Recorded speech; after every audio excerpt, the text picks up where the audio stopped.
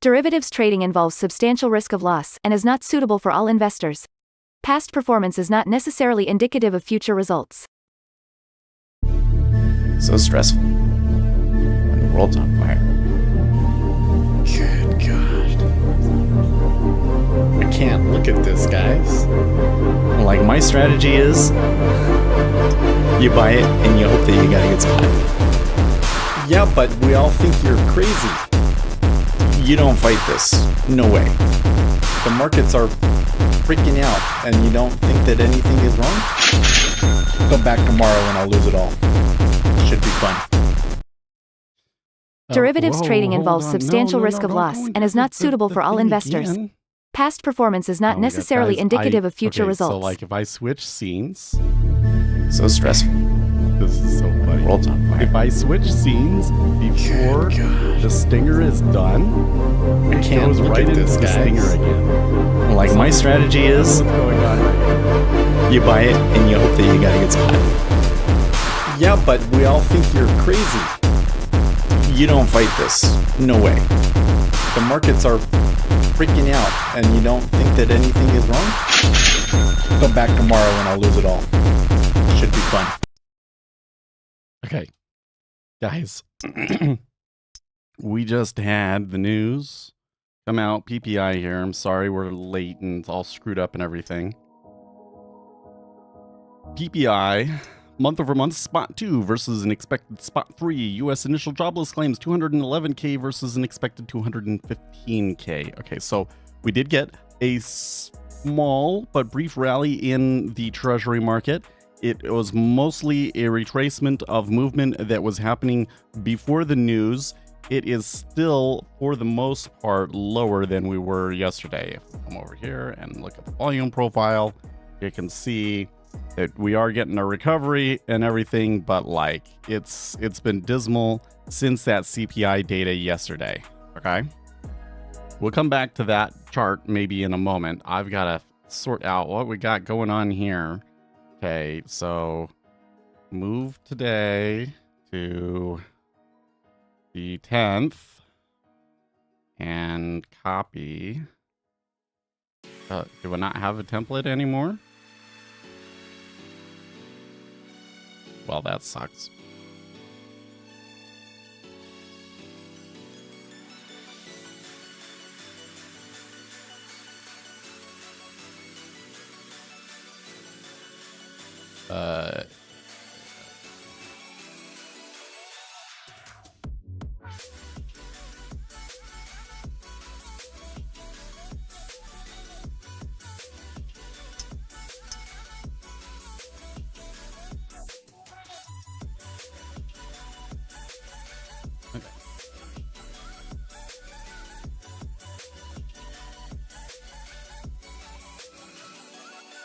Okay, so Thursday flows here today. We have PPI slightly under expectation, triggering fine.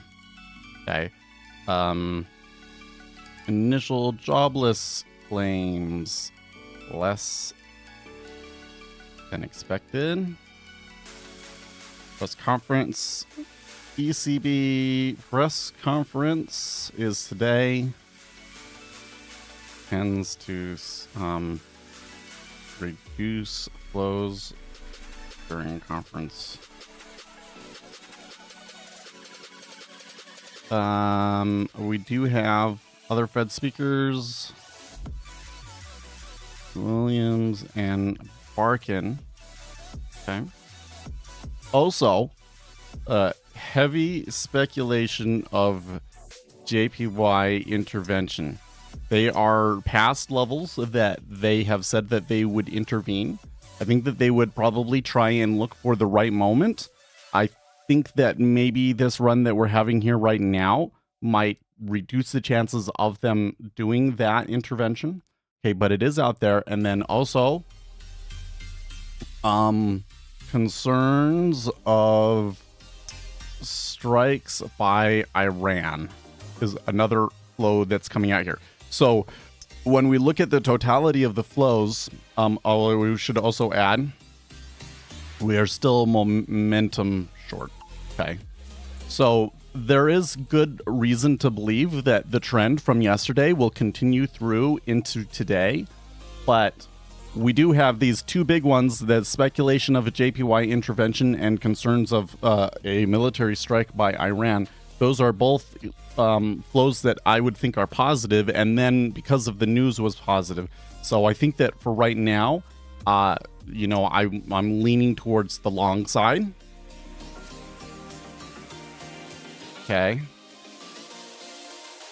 Where are we at? 354. They might eye that 3.5. All right. So I think we're all set here. Good morning, Octavius Rob. Welcome back, Forrest. Welcome back. Okay, so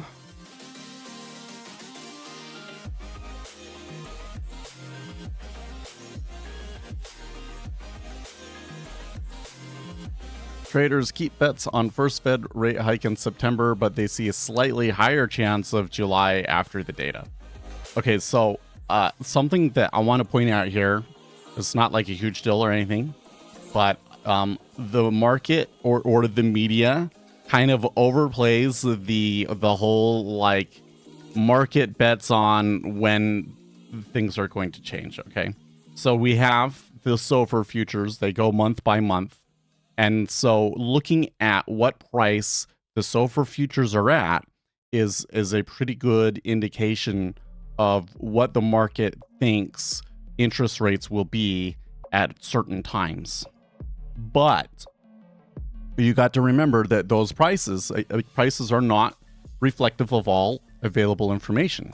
And it's not like it's kind of a granular thing, right? Like there's 3 and there's 2 and then there's all these prices in between that the actual instruments can be representing, right?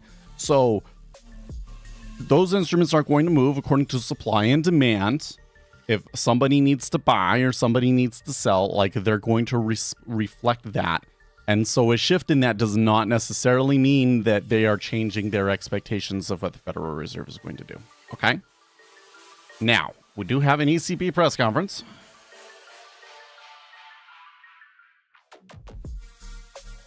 Man. So there's this guy that I've been watching a little bit of recently named the Primogen. He's like a programming guy. And this week he quit his job and has moved over to being like a content creator full time.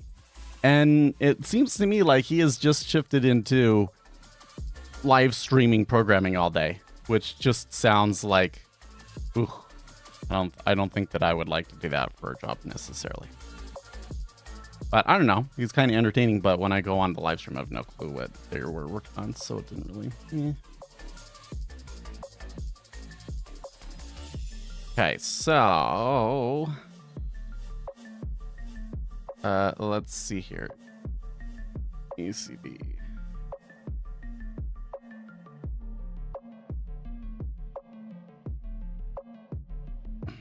Looks like they're pushing up a little bit more still here in the treasuries. There's not nearly as much flow behind this as there was selling yesterday, though. So it's actually a little surprising to me how hard they're pushing.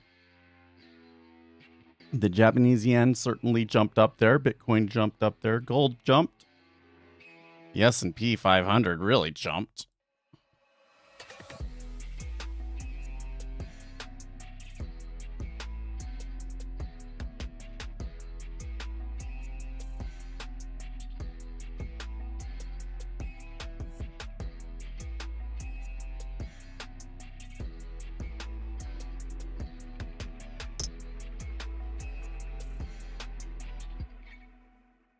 He writes code like he's taking English. So it is kind of a funny. I think it's really cool that there's a guy like that on YouTube doing really well, because basically what he's done. I mean, I think he's a millennial. He's maybe a little bit older than me, but he basically took all of the old school boomer takes on programming and updated them for today, right? So like he's using NeoVim, and he's maybe what are some of the other things that I've heard him, some of his takes on certain things that I was like, that's kind of like the boomer take. I think he's another one of those people that are a little bit skeptical of Rust. You know what? It's so weird, but like Rust is starting to become like one of the key inflection points to determine where people stand in the ecosystem, which makes absolutely no sense to me. I think it's because the Rust became very popular among the kind of far left activist type crowd, and so everybody in the computer science world that doesn't like this kind of wake takeover of things have kind of opposed the language because of that. But anyways, he does Go, which is cool. I've written a bit of stuff for work in Go. I was man, writing Go was hard because it was like every little thing it fought me on. But that had, I think, more to do with unfamiliarity with the language more than anything. I would like to spend more time doing Rust.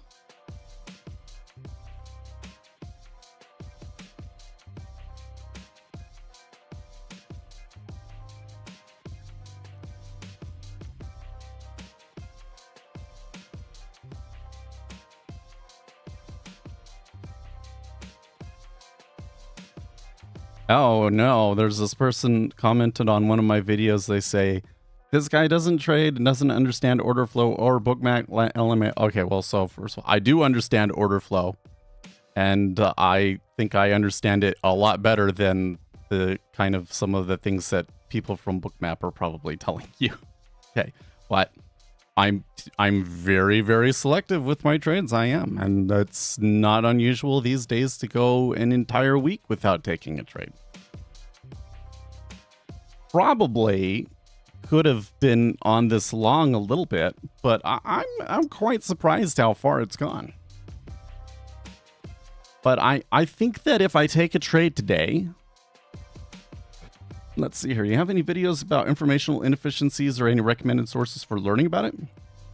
Well, so I have a whole video about trading in the news. If you found that one, I have a whole video about trading the news, and kind of what I talk about in that is I kind of go into specifics of kind of like the theme of specific setups that you'll kind of see or things that will happen. And with almost all of those, I show you an example too. Like I went back and found a trade that we had done that was based on that. Actually, the way that I made that video was I went back and I found like some of my best winners, whether they were sim or live or otherwise. I think that about half of them were live and half of them were sim in that video. There's like 5 and like 3 of them were live and 2 were sim.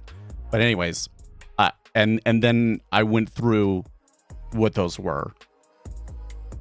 So yeah, I when I made that video, that was another one of those ones that I was like, you know what? This video should be more popular than it is. Oh well.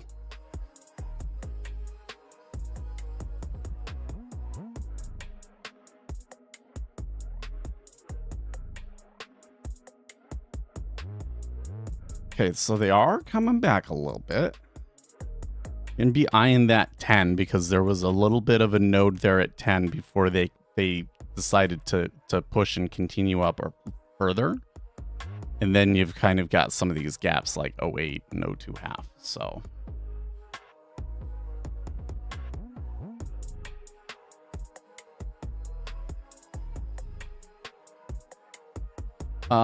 does the ECB press conference, when does that start?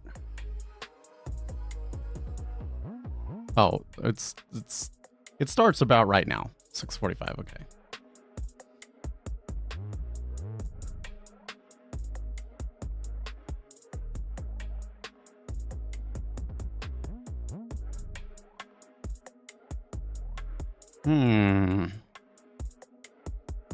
Eric Wallerstein says securities brokerage, dealing, and investment advise rose 3.1%, boosting services inflation, while goods inflation deflated. Well, that's good because last month and the month before, some of the PPIs were a little bit hot. So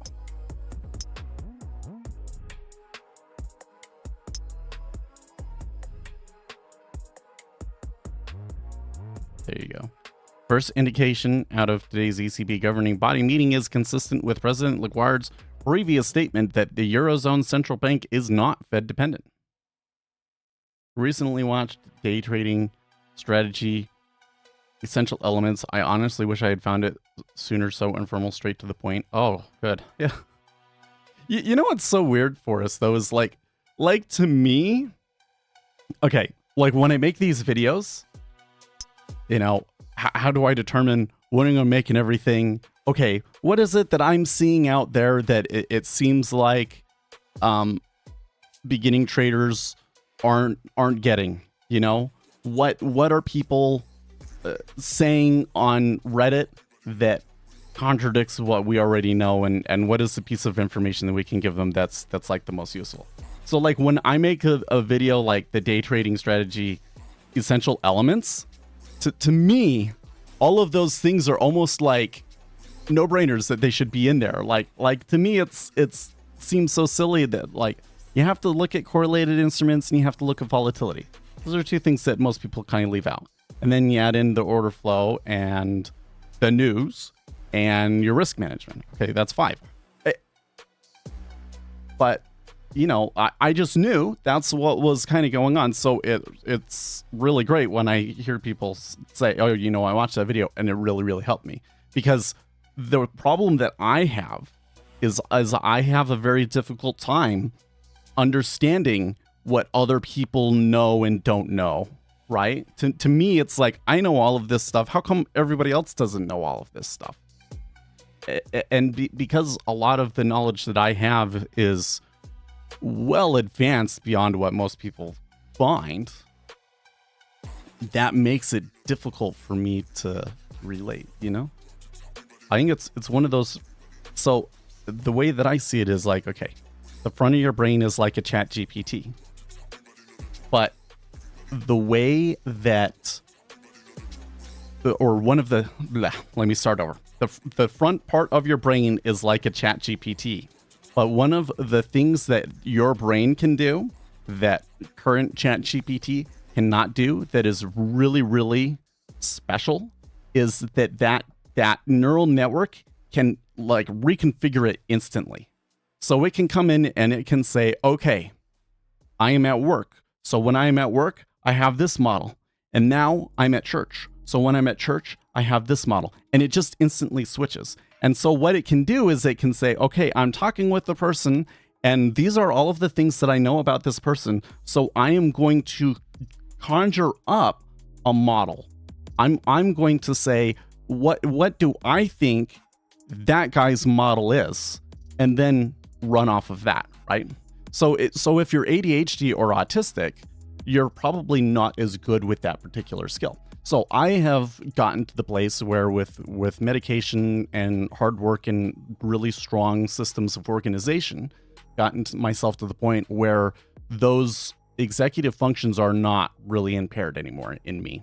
And in fact, I'm functioning at a very high executive level these days when I'm taking notes and keeping track of everything, right? But there's still going to be skills that you build as you have experience with it, right? And so one of the ones that I struggle with is being able to mirror and model the minds of other people, right? So like, I think it's a difficult thing when you're making a channel, because I kind of have to like, okay, this is what I know. Like, to me, sometimes I make these videos and I feel like that they're not very good videos, and then people really, really like them. And then sometimes I'm like, this is a video that is like super, super important, and maybe it is, but like people aren't into it. Like one of the videos that I thought had really solid information in it was trading Federal Reserve policy. Like, I went through the whole thing. Oh, sorry, I forgot that we have the ECB going. We should bring that over here. Because there's a real, like, cycle to it and everything that is worth understanding. And I haven't heard anybody else talk about this sort of information, but that people just didn't click the thumbnail. They just didn't feel that video. I should probably hire somebody to be like, okay, like, make me a new thumbnail for this one. Bring us Orange Lady. Yeah. Should I unmute her? Firms are facing weak demand and production is still subdued, especially in energy-intensive sectors. Surveys, you know, even though I think that I've this year led overcome a lot of my ADHD challenges, especially as of late with some of the systems I've been using, I still have a very difficult time like sitting and listening to a speech like this, you know? And improved and I have to take like really good notes about like what every question that was asked and her answer and stuff. But this is going to be interesting because the Eurozone is like practically falling into a recession. So everybody's kind of been saying, well, we're not dependent on what the Fed does. Now I'm starting to think, is it the opposite? Like the Federal Reserve is kind of prone to cut rates because other countries need it. At the same time, you know, tightness in the labor market continues to gradually decline. You enjoy this guy's channel? With employers posting fewer job vacancies. Governments should continue to roll back energy-related support measures so that disinflation can proceed. I think maybe I have seen this guy. Implementing the EU's revised economic governance framework fully and without delay will help governments bring down budget deficits and debt ratios on a sustained basis. Oh no, I haven't seen this guy before. Fiscal and structural policies should be aimed programming at making Fortnite. the economy more productive and competitive. I could be like one of the world's foremost experts on Unreal Engine development, but I decided to go a different way. An effective and speedy implementation of next maybe the term Federal Reserve policy is a little foreign to me. The strengthening of the single market would help foster innovation. Maybe CPI. Yeah, I don't know. Investment in the green and digital transition. What was my what did I title that one? Determined and concrete efforts to complete the banking union and the capital market union would help mobilize the massive private investment I said necessary to achieve this. It's called How to Trade the Federal Reserve. And I got a picture of Jerome Powell with the Deal With It glasses. I thought it was hilarious. People didn't click that. Has continued to decline. I don't know what to do. Annual rate of 2.6% in February to 2.4% in March, according to Eurostat's flash estimate. Food price inflation dropped to 2.7% in March from 3.9% in February, while energy price inflation stood at minus. I'm still having gut problems today, so I'm going to go and take a quick break, all right? In the previous month. Goods price inflation fell again in March to 1.1% from 1.6% in February. However, services price inflation remained high in March at 4%. Most measures of underlying inflation fell further in February, confirming the picture of gradually diminishing price pressures. While domestic inflation remains high, wages and unit profits grew less strongly than anticipated in the last quarter of 2023. But unit labor costs remained high, in part reflecting productivity growth. More recent indicators point to further moderation in wage growth.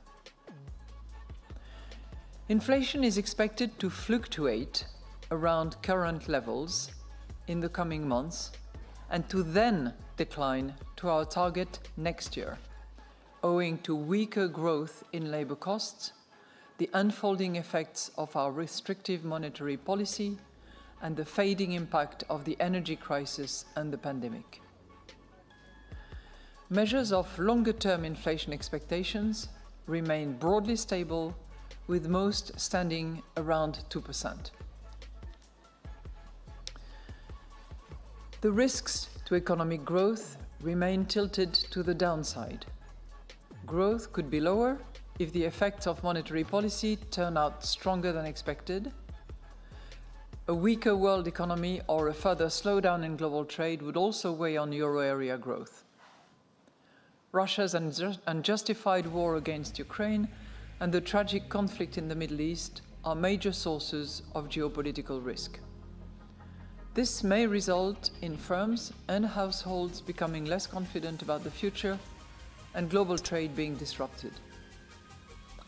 Growth could be higher if inflation comes down more quickly than expected and rising real incomes mean that spending increases by more than anticipated, or if the world economy grows more strongly than expected.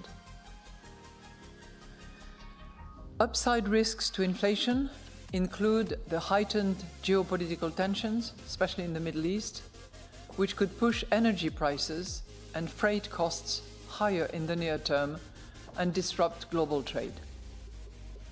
Inflation could also turn out higher than anticipated if wages increase by more than expected or profit margins prove more resilient. By contrast, inflation may surprise on the downside if monetary policy dampens demand more than expected, or if the economic environment in the rest of the world worsens more than expected. Market interest rates have been broadly stable since our March meeting, and wider financing conditions remain restrictive. The average interest rate on business loans edged down to 5.1% in January. The edge down in February to 5.1%, coming from 5.2% in January. Mortgage rates were 3.8% in February, down from 3.9% in January. Still elevated borrowing rates and associated cutbacks in investment plans led firms to reduce their demand for loans in the first quarter of 2024. We're okay.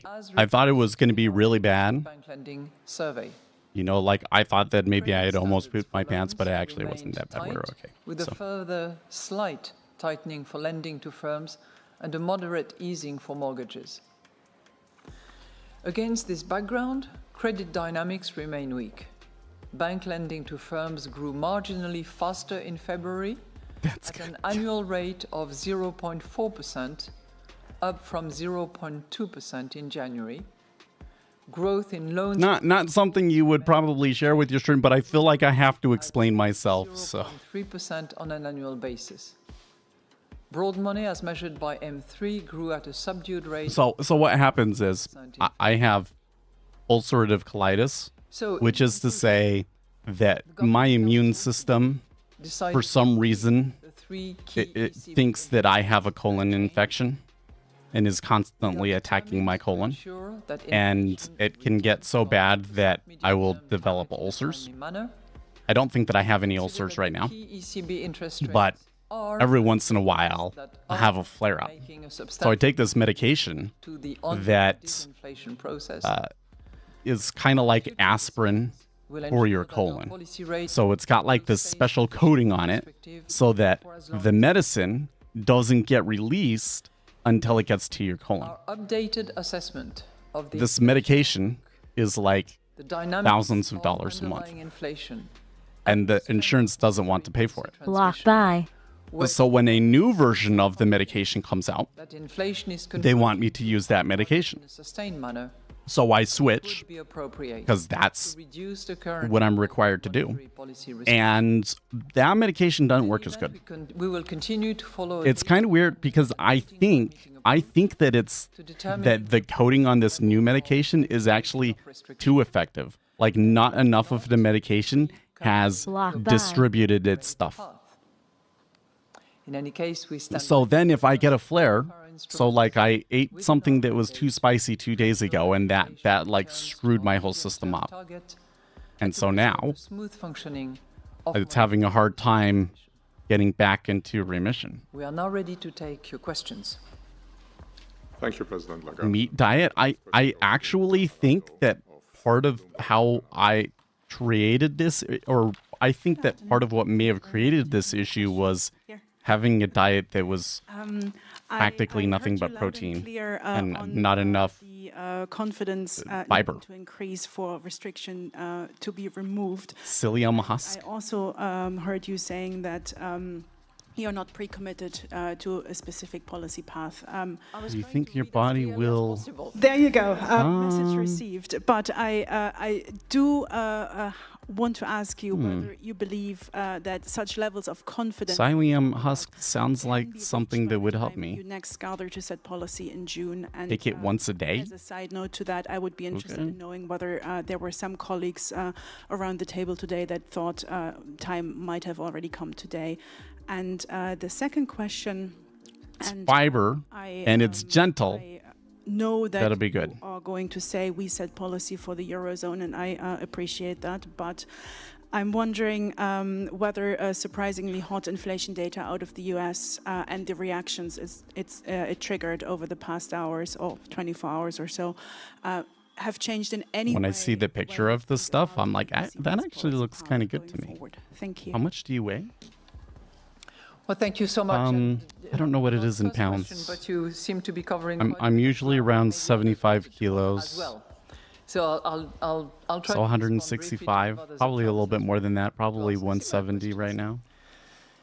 So you heard me loud and clear. If I really slimmed down, I think I could probably get back to like Monetary 155. policy statement that, and I'll read again. If our updated assessment of the inflation outlook, the dynamics of underlying inflation, and the strength of monetary policy transmission were to further increase our confidence that inflation is converging to our target in a sustained manner, it would be. It's so funny for you to say that though, because 75 kilograms is because it really average. Mechanics, and I am average height. I am average weight. Clarifies our reaction function and the process through which. I'm actually a little bit heavy for my height. Previously, 5'9". In April, we get some information and some data, and we looked. If it wasn't for like my back problems, I'd probably be 5'10". But we will get a lot more data and a lot more information, and we will also have a new projection, which will incorporate. So that's the thing that's weird about me, okay? I'm average height, I'm average weight, but if you look at the size of my bones, like my wrist size, my wrist is way smaller than most people. And the projection results that will be produced. Wow, you're 30 pounds heavier than me, and you're at 5'9". And then we will determine whether all of that confirms our hope that inflation returns to target in a sustained manner, and if as a result our confidence is sufficiently reinforced. I think that's really the mechanics that we will adopt, that we have resolved to adopt, and that we will follow in the coming meetings. Now, you asked me whether everybody was exactly on the same page. Truth be told, a few members. Distribution of weight of men. If I'm 170, the basis of the limited data that I'm the same weight as most men. Just a few. You were 230? Wow. And they agreed to it's up there. To the consensus of a very, I'm a Jabba I don't carry it like a Slav, if that makes sense. Yeah, I get you. Would scalping, swing trading, or it depends be most appropriate for trading informational inefficiency? When receiving a lot more data. Question. I think that you have the best chance of taking advantage of the informational inefficiencies on a day trading basis, but there's real advantages to doing it on a swing trading basis. I have said in the past that we are data dependent. We are not. Now, I think part of it comes back to you're much more likely to have success, or at least rather make money, anything swing trading. So matters to us and will in due course be I think the reason that you day trade prepared is because of the insight that it gives you into the market. The States is a very large market, a very sizable economy. And so that means that you don't even necessarily have to be trading it, just like pretend that you're trading it, like we do most days. I mean, I'm very selective with my trades now, right? But if you come in and you approach the market like you're going to be scalping it, I have a question referring as well. You learn a lot from doing that. If the Fed doesn't cut, we'll probably see that in our exchange rate, the euro exchange rate to the dollar. So how much is that of a concern to you, that the euro exchange rate could actually fall to parity or below, and what does it mean for inflation? So anyways, and then did you I'm average height, I'm average weight, but I have slender bones. So I actually had to pack on a lot of muscle and a lot of weight to get myself to the average weight. First of all, I would not speculate what other central banks are or are not going to do. And I think that, as I just responded to the previous questions, consequences in terms of impact on price stability, impact on inflation, whether it is imported inflation or otherwise, all that, of course, needs to be taken into account and is monitored very carefully and finds its way into our projection. So all of that will be included, embedded, monitored, and taken into account in our projection.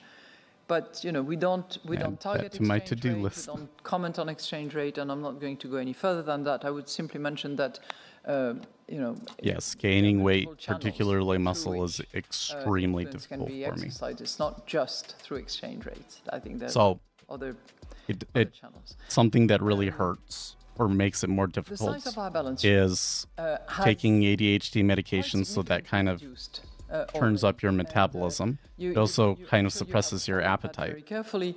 The entire very large, and then you add like all of the stresses that I'm under, waking up early and things like that. It's almost impossible for me to gain weight.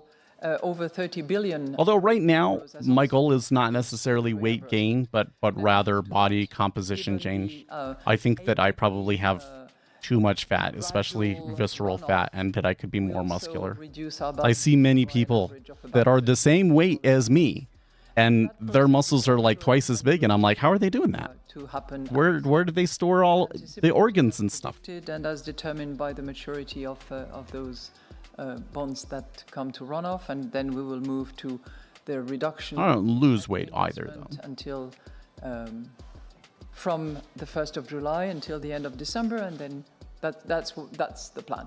But there is no. You have a track record? Thank you, Madame Lagarde. I'm gonna say no. I mean, I've had periods of success, of course. I've been trading for a long time. We've been trading for 6 years. But we changed a lot over that time. I think that the way that I've been trading is more of a 2020 thing. So like, let's say that's maybe been 3 or 4 years of doing that. And to me, like a track record would be like 5 years of profitability. I definitely don't have 5 years of profitability. What makes you think that this time around? I have 1 year. Last year was profitable. Diverge from the US, and with where inflation rates are kind of refusing to fall further. Yeah, that's it. Yes. Do you think over time some things will click? Yes. Is your confidence about they do being met in June? Because again, it's that frontal lobe network sort of a thing, right? As you ingest that information, those brain cells are reorganizing, and eventually you get to a point where, like, you just kind of know what's going to happen. This doesn't mean that you'll be fast enough to get them, but like, you'll understand what's going on. You notice that it's very rare these days that I'm coming in here and I'm confused and perplexed about what the market is doing. It used to be that was pretty much all this stream was. You know, Now that maybe happens maybe like all that I have said 5% of the time. Still holds to this day. And I describe, I think, in very specific terms what the lady's voice sounds should be futuristic. and on Okay. what basis we're going to nurture that confidence. And, I really think that Christine Lagarde is an interesting lady. so, I'm not She's going an to interesting comment on lady. whether I'm more or less confident. I think that what we are saying in the MPS today is that if, and I'm not going to bore you with repeating, but if the update. So going back to the track record thing, you'll notice that I do not have any reservations with telling people like, oh no, like usually you don't make money. It would be appropriate. And that's not because it's like, oh, we never have success or anything like that. It's that I want people to judge the veracity of the information that we're providing The distinction that based on the empirical evidence that backs it, and not necessarily on how much success somebody has had. So even when I'm doing really, really well, I'm not sitting there trumpeting it from the rooftops. That would help the channel, but I don't believe that helps you.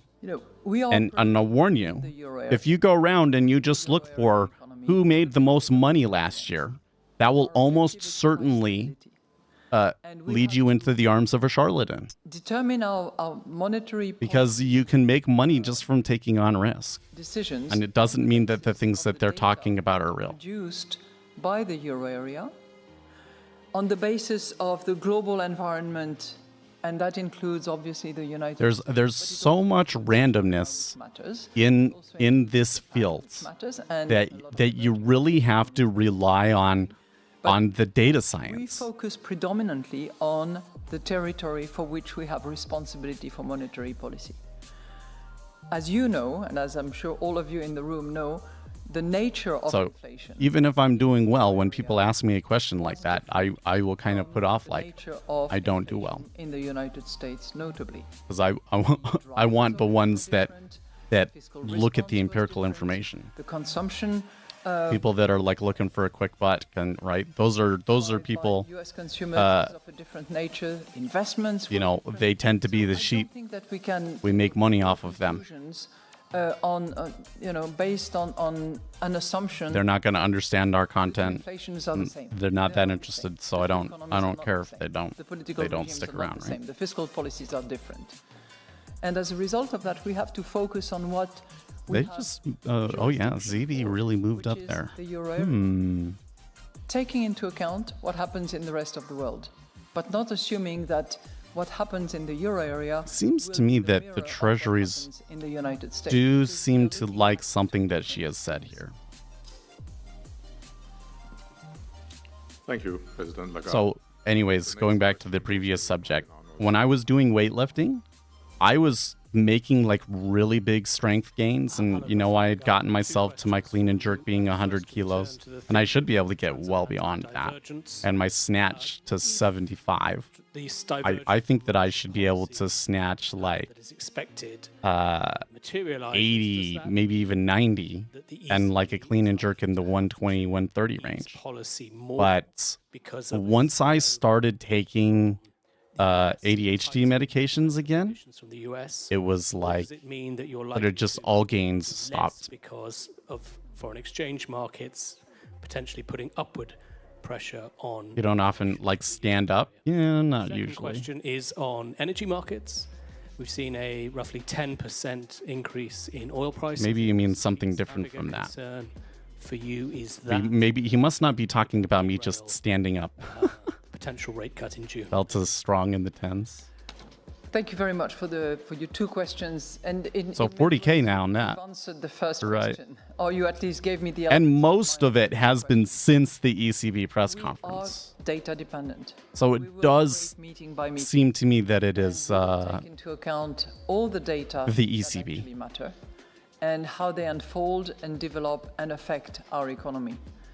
As a result of that, I cannot pre-commit to any route for easing more, easing less. I think that is something about your channel that really caught my eye. I don't feel like I have to constantly question whether what you're teaching is true or not. Yeah. Take its course. Because it's not like, oh, I'm a super successful trader, and so you should just take everything that I say as the gospel truth. No, it's like, hey, and decisions of I don't make this stuff up. Okay, somebody else learned this stuff. Here's just all I did was read the data. Here's the data. There is one particular segment in the. That's not the way that people work, though, as far as I can tell. That's the way that I work. But I think that that's the way that I work because I've been trained to do that. That's what I have to do for my job, you know? That's the portion that relates to inflation. And I'll read it again for you. My job Inflation is expected is to fluctuate the website is down, something's wrong. So if I just go off of what people say, target next year, right? owing to weaker growth Well, in labor costs, they all think they know what they know, but we still had the problem. and the So what's the problem? the energy crisis and the pandemic. You know? Something's wrong. Somebody's wrong about something somewhere, and I have to find it. And so that means that I have to rely on the actual, like, hard data and go and do all of my research and go into the code and find the problem. Low energy costs that we had in 2 episodes over the course of 23. And But humans in general, from what I can see, as we rely unfolding extremely heavily come, on social proof. will have a bearing related to that base to which prices are compared. The whole thing is there's like this social hierarchy, and you know, people talk about it like there's alphas and betas, and like that's a wolf thing, except for that's not actually a thing among wolves. So like the whole alpha beta dichotomy is on our projections, silly and stupid and stuff. Okay, well, but what I've learned is that humans do have extremely strong and rigid social structures. in that respect. And they're unique to humans. They're just, you can't, I don't know how much you can learn about it by studying other animals. It's unique to humans, right? And the reality of it is that humans care about the social proof. They look at somebody else that's having success with something and then try to emulate them. But could we still count on a path of seasons? For example... And that would work in, like, that's a great way of doing things in, like, practically every other venture, except for something as hyper-competitive as markets. Second question, because something as hyper-competitive as markets, you have to do something special and different to set yourself apart and have success. Tensions in the markets, as several countries may qualify for excessive deficit. I'm still staring at this picture of psyllium. Is the impact of this event, if any, on the transmission protection instrument eligibility, as the first criteria of this eligibility does mention the excessive deficit procedures? Thank you. Thank you very much for your 2 questions. The ECB is a bank of all seasons. Ad populum fallacy, yeah.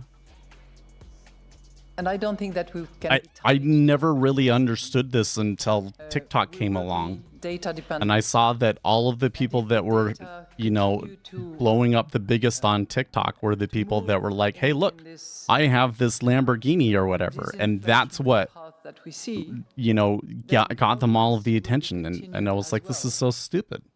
People don't actually buy, but they do. Path that we adopt. But this is going to be data dependent, and that is the reason why we state very clearly in the monetary policy statement. I'm still reading about this psyllium stuff. Research shows that psyllium can relieve diarrhea. It does this by firming loose stool and slowing its passage through the colon. I think my issue is that the medication isn't in there long enough. So psyllium might really have a good impact for me. How do you trade? TPI question. Wait, what is this? There is a very clear press release. What you search? Question mark. So if you go to speculatorseth.com/strategy.html, that is the most thorough explanation of how we come up with our strategy. The strategy is not necessarily something that's like a set of steps that you can easily duplicate, right? A large part of it is going to be the things that you know that are unique to you, right? So that document is more about the critical components that you're going to need to develop your own strategy. But one of those critical components is a correct understanding of markets. And so I'll go through and discuss that understanding of markets and how that kind of can help you and affects how you trade. Fantastic. It's crazy how many people they still have in Europe that are doing it by remote. Were already asked, and it refers on budgetary policies. As you know, Germany is already pursuing a restrictive budgetary policy, and Italy and for sure France will also have to do, given their public deficits larger than expected. So it's a little, they are coming back a little bit though in the previous one, but would this situation of restrictive policy offer a reason for the ECB to maybe accelerate future rate cuts? That is my question. Now I'm wondering if this is something that I should just order online or if I'll find it at the store. I'm going to limit myself to the comments that we included in the monetary policy statement, where we indicate that government should continue to roll back energy-related support measures so that disinflation can proceed sustainably. And of course, we then say that implementing the EU's revised economic governance framework fully and without delay will help government bring down budget deficit and debt ratio on a sustained basis. We had the privilege of Valdis Dombrovskis being with us during the Governing Council meeting. Well, there's a story on Zero Hedge right now. The case for owning treasuries is evaporating. With low recession risk, there is no need to own treasuries for those that don't have to, and with increasingly entrenched inflation, there is little reason not to short them. The end of the session, which I think has another 2 weeks to go. So this is good news. To the extent that there will be a framework within which governments are expected to operate and which will be guiding principles and helpful from our monetary policy standpoint. Thank you. You wait, what on the bonds? They're saying to go short bonds. And the next question goes to Carlo Boffa of Politico. Carlo, please. I think that my question. Good afternoon.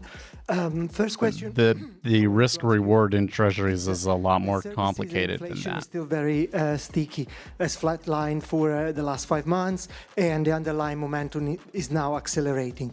So, would you say that the ECB could theoretically still go ahead with a cut in June if services? What do you think? Sticks at New lows? And or reversion a little bit? Is if you can give us a bit of I'm kind of questioning how much further below 108 they can actually get. Some of your colleagues have suggested, at least in the short term, I think that we're going to have a little bit of pullback. Thank you. Maybe then we can go lower. So thank you for the 2 questions. On your first question, you are right, and I think we point out very clearly in the monetary policy statement that services inflation is still holding at high levels. It has been at 4% for the last 5 months. Domestic inflation, which comprises a lot of services as well, is at 4.5 and has been there for the last 3 months, if I recall. And this is a segment, and those are numbers and indicators that we're going to monitor very carefully, that we will look at very carefully. Okay, so the other day you compared 2 approaches to edge. One was the informational inefficiency, and the other was a lot more competitive, more computational approach, if you could. Can you elaborate on the second approach? Okay, so in order to make sure the second approach would be find a structural inefficiency in the market.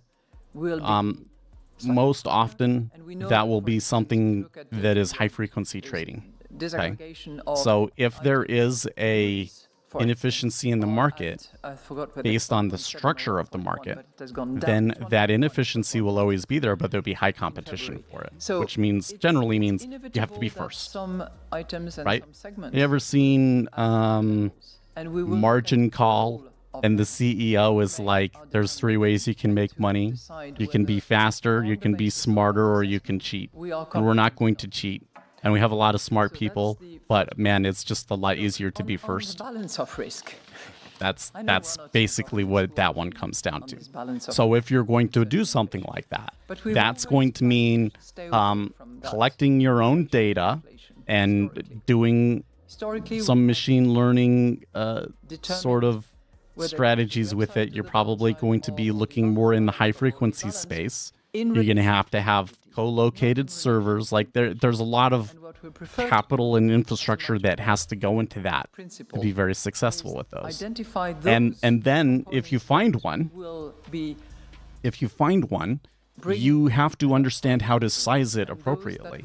So that's where some of these models that I've been talking to you about, like the size of your impact and the square root law and things like that, that's where you can kind of calculate what is the optimal number of contracts to trade so that you don't tip the market off to that there's an inefficiency there, right? Thank you for the floor.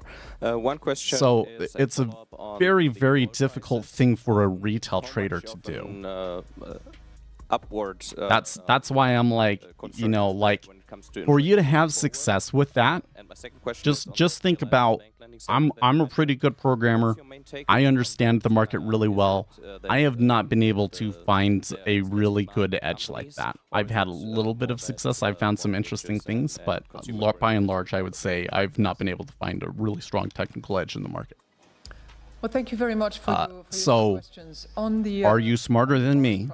Do you understand the statistics better than me? Are you a better programmer than me? So there's lots of people out there that are. Okay, you have like a math PhD, then you probably or physics, right? Then maybe you could find some things in high frequency trading. So maybe I will eventually once I combine some of the things that I know with machine learning, right? A significant role. And that's kind of the level that you're going to have to perform at. It's hard. It's very hard. It's not.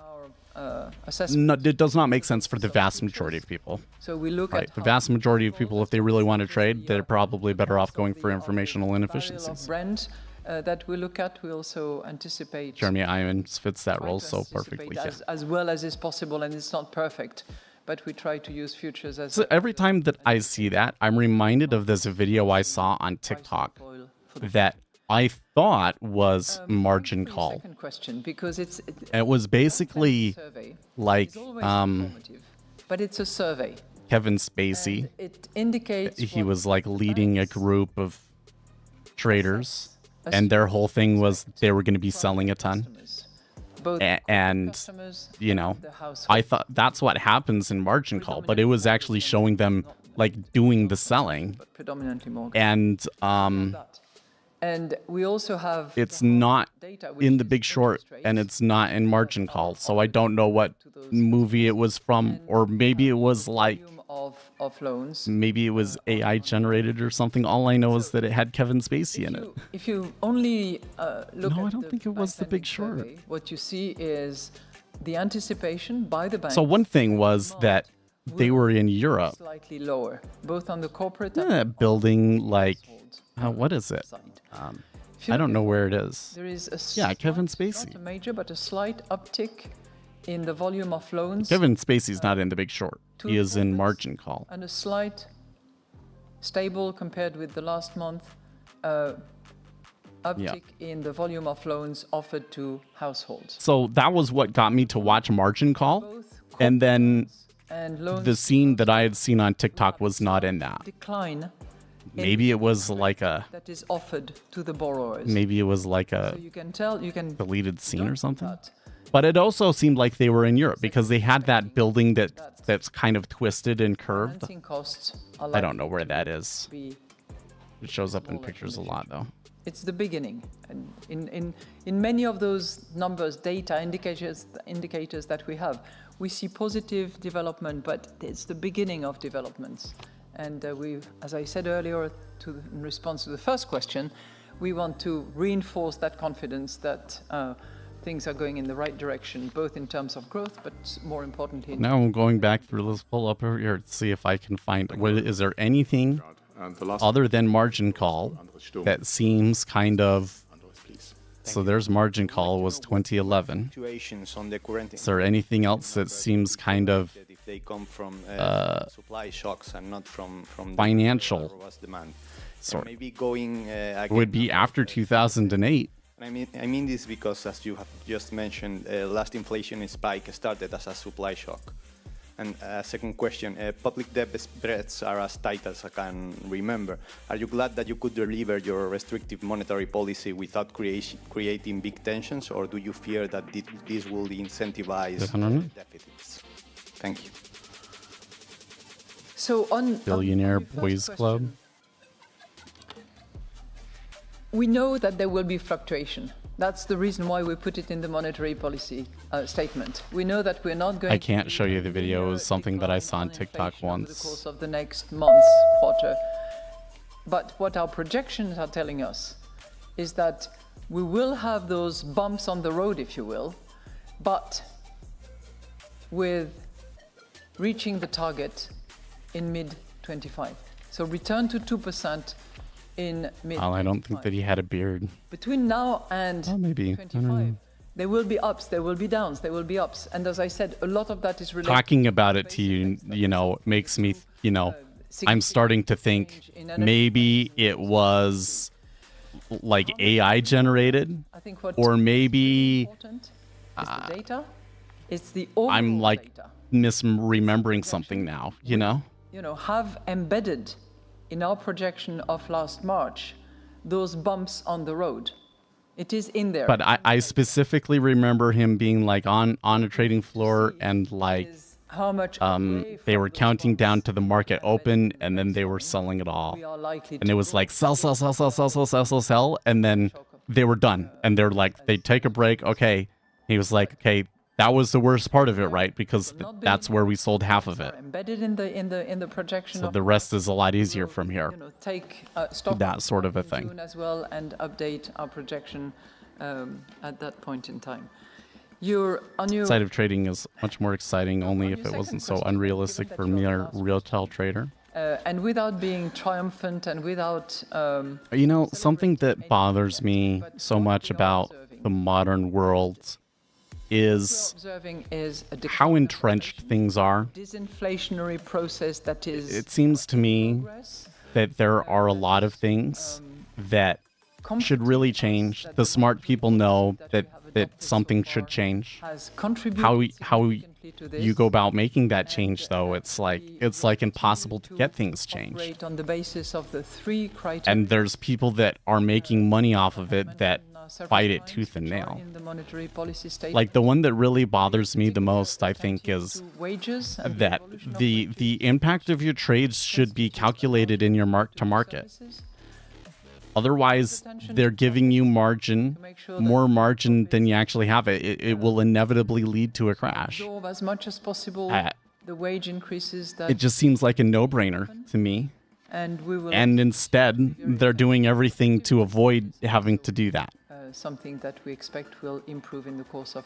like some of the regulations that I've seen have been like, if you're big enough, they just can't margin call you. So that when that happens, you don't get the margin call. 6th of June. Like, what? All the best. Thank you very much. Oh, okay. They're going to end a little bit early today.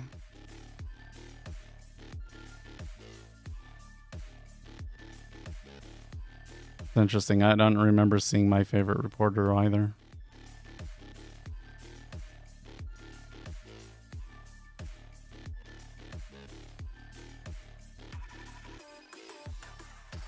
That was a little shorter than some other ECB press conferences have been, though. Yeah?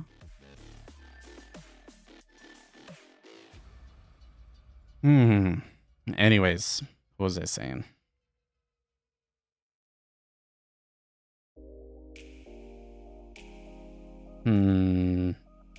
Still at 14, huh?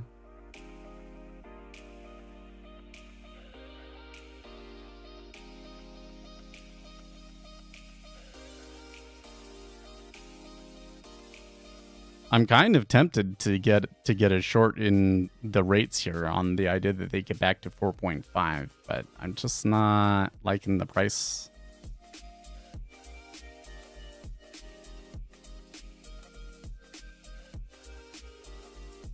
Yeah, they usually do start at the equities open. You're right. But there's been many times lately where they've gone well beyond that, right? I remember ones going till 9:45 and being like, just end it already. Jeez, you know, because it was like, you know, really holding the market back.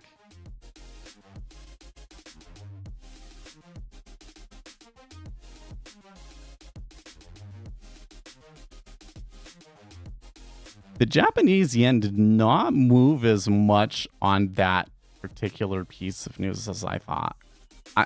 I'm kind of the mind still that I should just be sitting here with my finger on the trigger, waiting for that long flow to come in for the Japanese yen.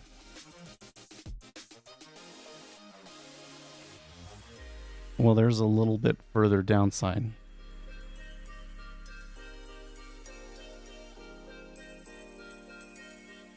I feel so crazy now. It's just like, I can't. Yeah, I wouldn't be able to find you that video.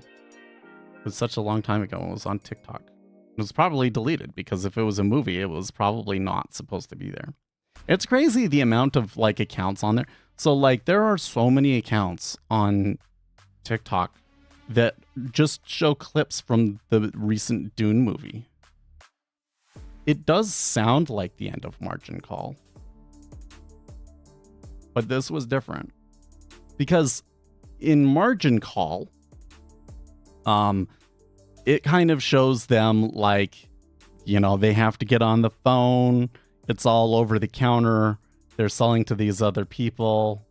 You know, the other people are kind of getting tired of them coming in and trying to sell to them because they don't want to buy it and yada, yada, yada. Right? Yeah, Kevin Spacey walks the trading desk through the fire sale meeting. Yeah. But in that one, it's like he comes in and he's like, okay, we're going to be selling. Here are the incentives that we're going to give you to get you to do it. Yada, yada, yada. Right. And then they talk on the phone and it's like really depressing to hear them talk on the phone. Right. This one was like Kevin Spacey is like there on a conference call screen and he's in everybody's ear talking and he's like, okay, when the market opens, we're going to be selling this much. And you go. And then they open and they sell. And then they, you know, they get done with that batch. And he's like, okay, take a break. We'll come back in an hour or whatever and we'll do more. Yeah, it's the counterpart. You start to realize what they're doing as the session goes on. Exactly.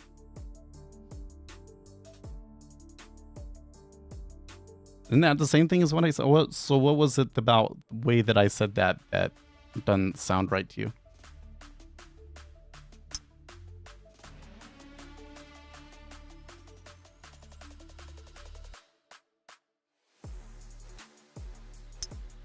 In the meantime,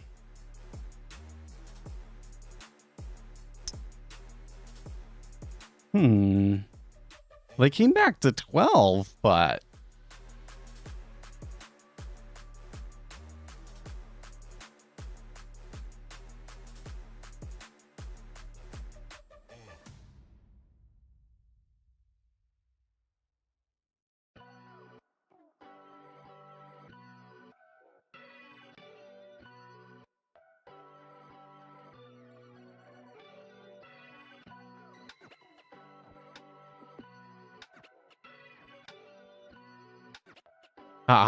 yes, Jimmy Oreo is correct. Have you ever heard of John Grady? This Discord that I'm in, people post their results of tick scalping. Many take lots of trades with very few losses, 10%, with the rest being scratches or on tick wins. Oh, which Discord is that? But John Grady is kind of where I started. If you haven't read his basic course, you know, I think it's like $80. I think that's so worth it. I love that book. Now the way that he does it, it kind of seems to me like he trails it way closer than I ever would have done. Yeah, so I started doing that and, you know, like taking the setups that they discuss. Oh, it's the iMan Discord. That's weird. wouldn't expect them to be doing that on the IMAN Discord, because they all talk about IMAN as a price action guy. Well, whatever. Yeah, so you go for this, the setups and everything, and you do it in the 10-year treasury. And I had periods where I did really well. It was like it either worked every time or it didn't work at all. It was like really frustrating, right? And that was when eventually I kind of realized that, like, okay, like these are things that do happen. Like the patterns that he talks about, you will see them, but the pattern on its own doesn't really tell you a whole lot. But if I know what the flows are going to be, if I know what I'm looking for, then I see it and I can take it, right? So again, it's just like a little part of the puzzle. But could you be successful trading this way long term? I'm going to say that it's possible, but again, this is the area where like the robots have really taken over. And so it's very difficult. It's very difficult to do it through that way. But another issue is there's one called order flow. Oh, that's interesting. One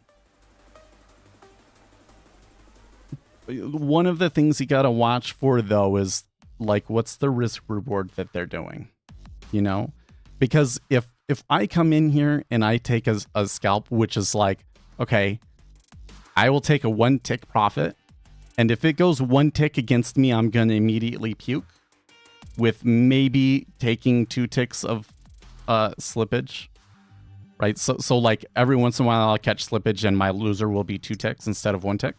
But generally I'm looking for 1 tick loss, right? That's actually what people are calling negative risk reward, right? Like the risk is actually larger than your winner.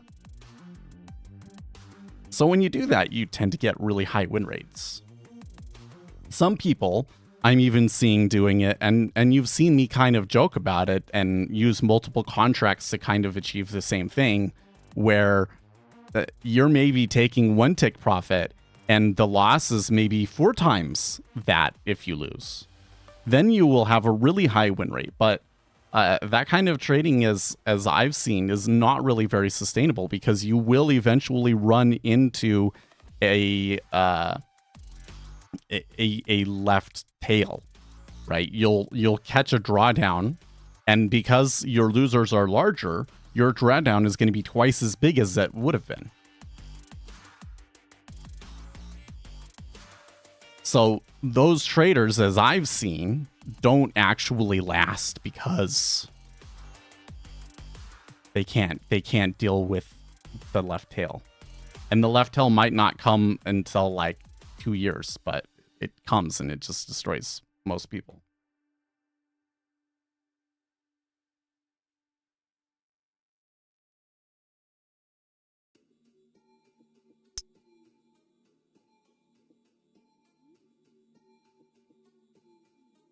We used to have more discussion like that on the Discord, but like people come and go and things become more and less popular and whatnot. I definitely feel though that like John Grady is like the granddaddy of the order flow trading on the internet, Okay, so they have come back quite a bit more, so that was kind of what I was looking for, except for that I was looking for a long, and it's come back so far that now I'm kind of starting to wonder if they're not going to retrace a large part of this move. It looks a little ugly to me. But I'm still on the lookout for like a strong flow to come through. So like absorption wouldn't be enough. I'm looking for like really aggressive market orders coming in out of nowhere, sort of a thing.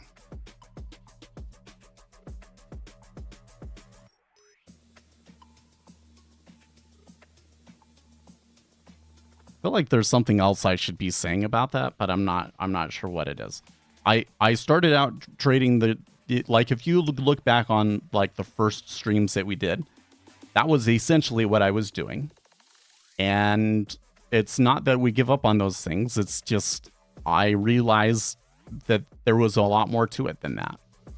And John Grady, he just calls it context.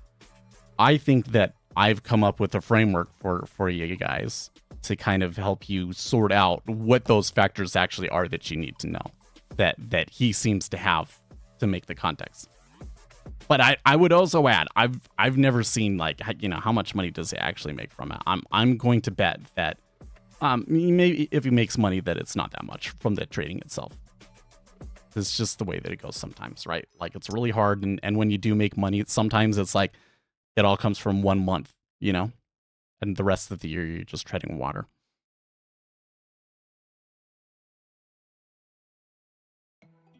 Okay, well,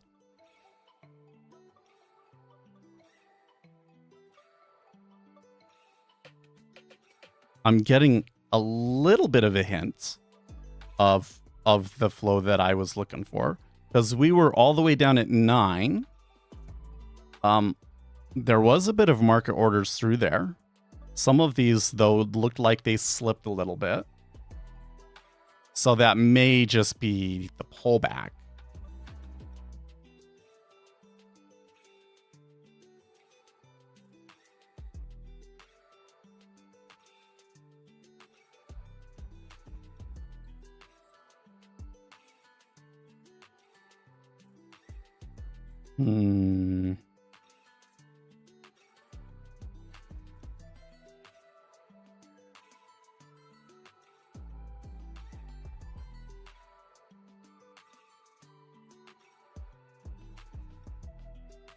Okay, so they're trading back and forth at 10.5 now. But I guess that's okay.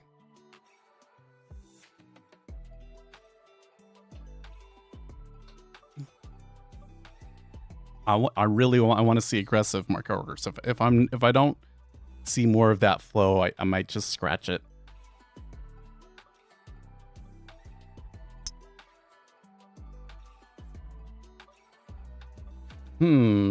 Pi Q says U.S. Treasury sounds alarm on financing strains facing developing countries. A top U.S. Treasury official on Thursday will call for a decisive, coordinated action by official bilateral creditors to address the worsening financial challenges faced by low and middle income countries and to speed up debt relief when needed.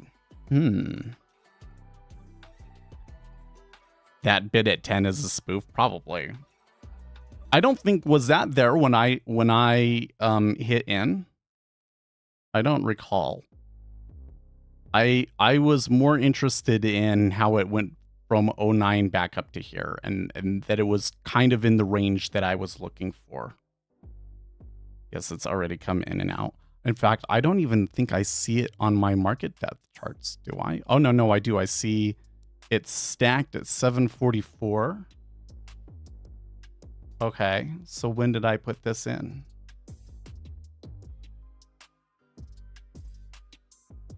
Okay, so it was in there before I took the trade. But look, there's a lot of orders stacking at 10.5 too.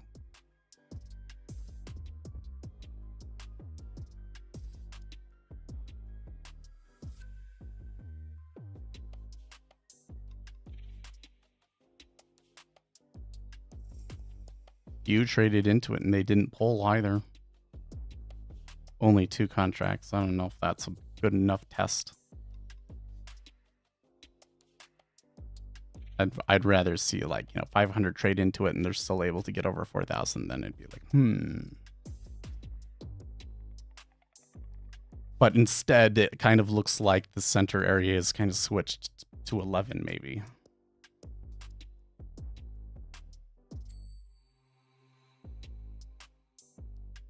Nope. Back to 27.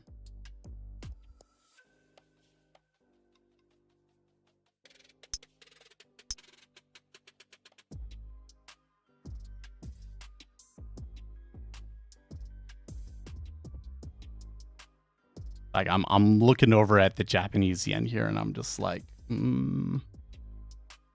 they really gonna let that fall here?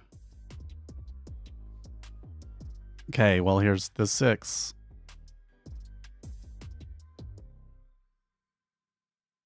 I don't know. If it was really a spoof, I would have thought that they would already have pulled. Oh. Wait, did it pull? It did. It pulled. Oh, that was really weird. That was really weird. Is it pulled, but when it pulled, they hit into the offer. So I don't think that it actually pulled. I think he converted it into a market order. I don't think that actually pulled, Uzi. You know, like it was, I saw 3,000 pull off, but at the same time I saw 26.99 and 28.41 trade at 10. It happened so fast I can't really tell, but that was very unusual. That was very unusual. But it did kind of slip through. So I'm gonna say it was not good for us, was it?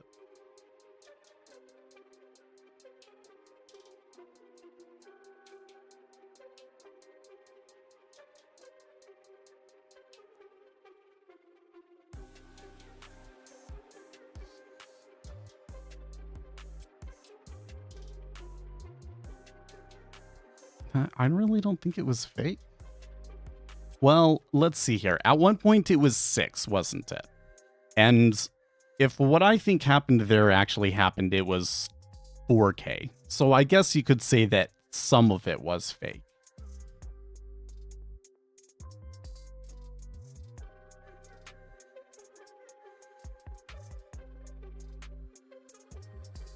I'm kind of concerned, though, that that just becomes a node that they start to rotate around.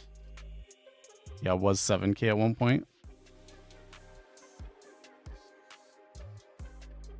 The one thing that I wish I had said this at the time, but the one thing that I did find very suspicious about it was not necessarily the size, but that 10 was a spot where they had gone back and forth a few times.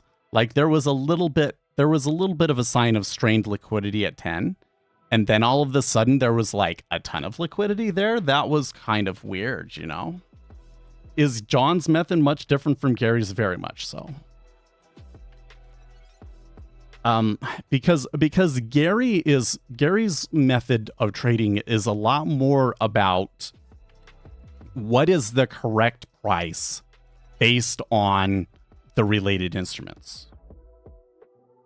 John looks at that, you know, across the yield curve and everything, but it's not nearly as much of a focus.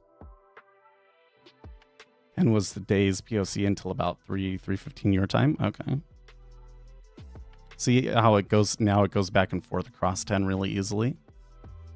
There's actually quite a bit of contracts trading at that price now.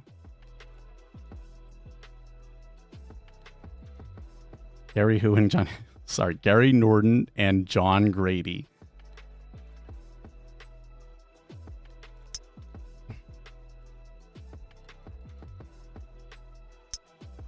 The playlist that you have on YouTube is enough to understand what you look out at the DOM. I would say it's a really good introduction for you.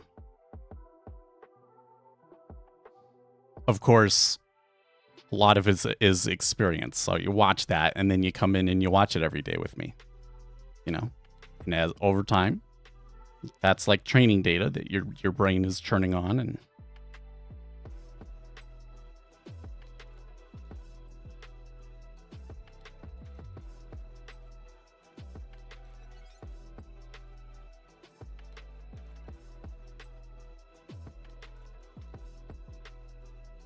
yeah, should reset it to there. You most likely saved me months of research and trial. Well, probably saved you years of trial. Like, here's the issue, is that here's the issue in trading is that you could do something and have a lot of success with it, and then go bust 2 years later. That's actually really, really common. You could also be doing everything right and still lose money for years and years and years. So, like, you cannot tell from the feedback from the market very well how successful or good the overall strategy is. Like, basically the numbers that you need to be able to like really see the full, you know, when we talk about these like distribution histograms, you know, like what a normal distribution looks like, okay? The number of data samples that you need to really understand that distribution are numbers that the human brain can't comprehend, okay? The human brain doesn't really understand numbers above 200. So when we're talking like 10,000, you know, like it's crazy talk. And that's like ultimately the issue here. And what most retail traders do is they say, okay, here's this idea. I guess I will try this for a little while and see if it works, right? And by the time that they realize that it doesn't work and they go to something else, like they're already burnt out. And that's why the survival rate is so low. That cat bought Grady's course. Well, I think Grady's course is a good course for everybody to read. Grady's course also has a lot of good stuff about like the beginning, like your beginning setup and stuff that I think is kind of useful. I mean, for us, it's kind of just an assumption. Like, here's what I'm using. Maybe you might want to use it too. Here's Jigsaw. Yada, yada, yada. But, okay, well, didn't like that downtick there.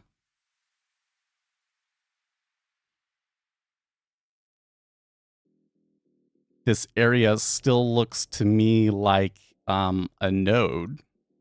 So I don't think that I have to be panicking here, but I don't like it, and I'm kind of looking for an exit.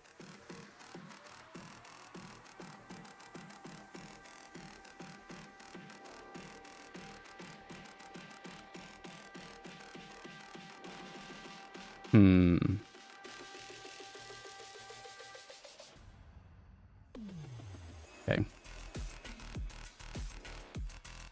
I was hoping to save a tick or two, but it didn't happen, so I'm just out.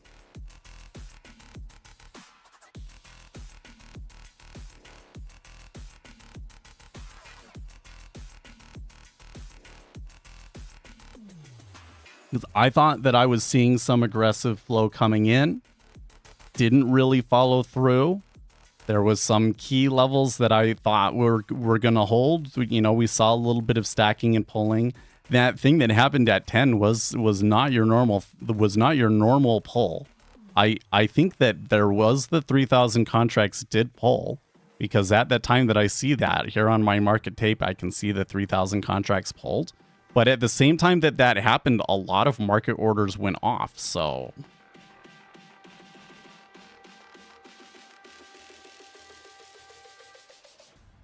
oh, look, see, I panicked. Could have just waited another minute and I would have come back to where it was.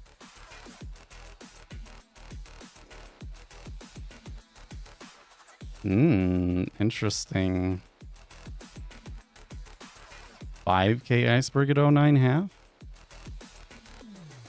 Well, it's interesting that there's icebergs here, but that's quite aggressive selling flow in that situation, isn't it?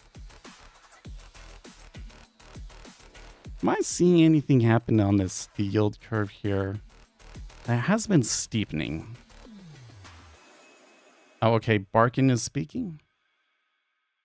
It's smart to take time to see if inflation slows. Okay. I did not catch that Barkin was speaking. I forgot that I had turned my news squawk off to listen to the ECB, so...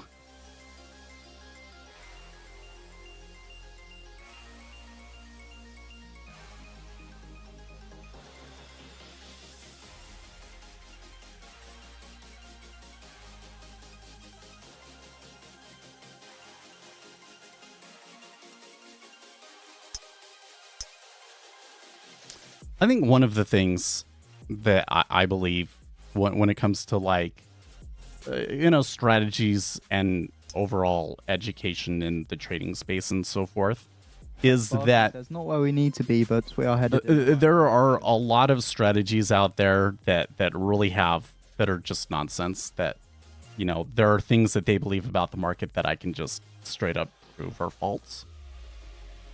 There's other ones where it's kind of hard to prove it either way.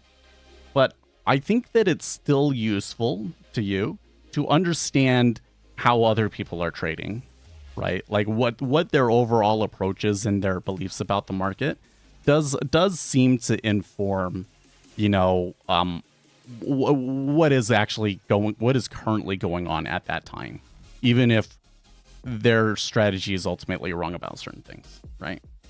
So it's just a question of, okay, so if that's the value in it, how much are you willing to pay for it?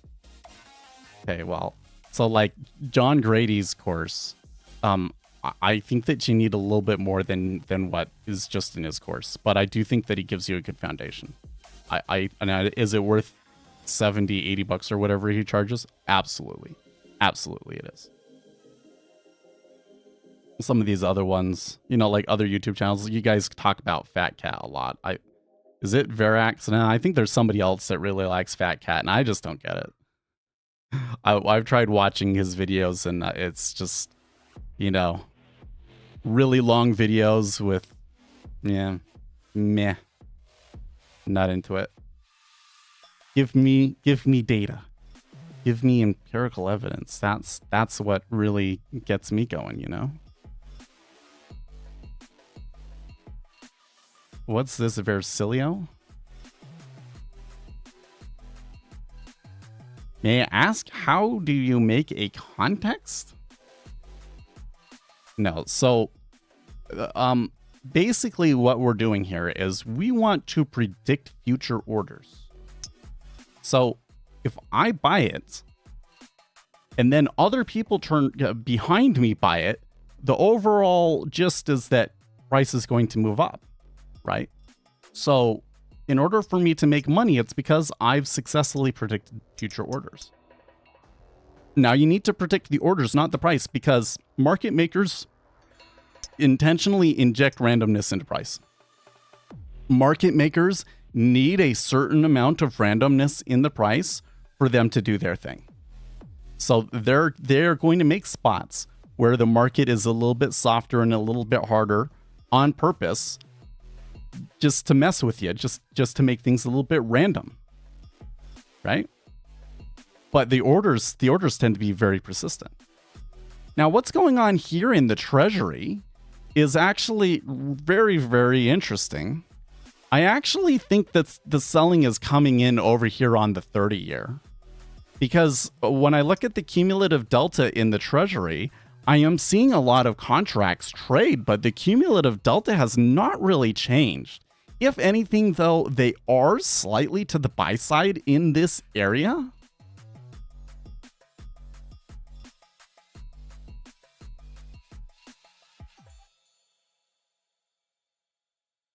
I think I made the right call bailing on that earlier one, though, because they got pummeled there.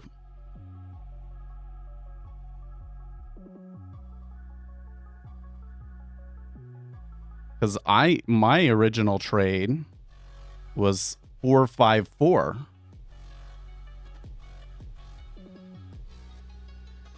Way down here. So I could have lost 20 bucks on it if I had really held on to it.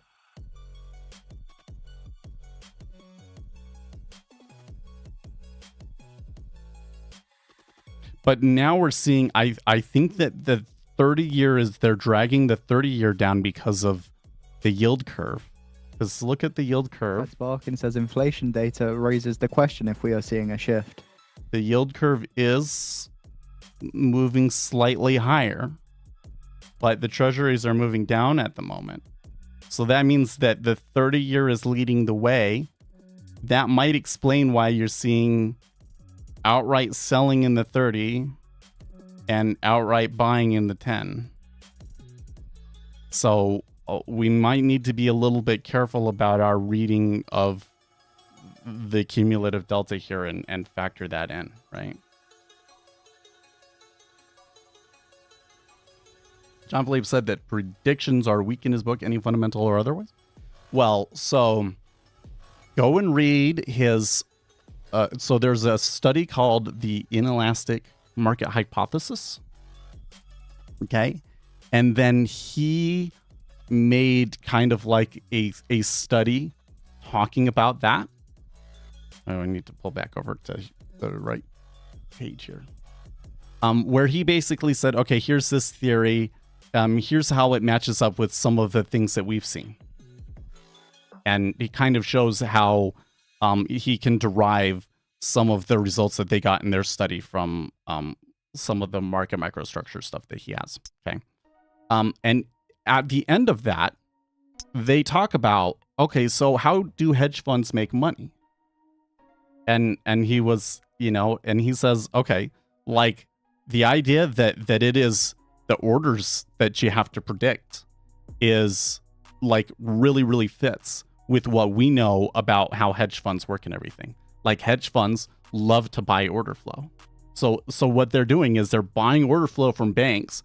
They're sifting through that data where they can like see the institutional clients, and then they're finding the patterns in the institutional clients so that they can predict those orders.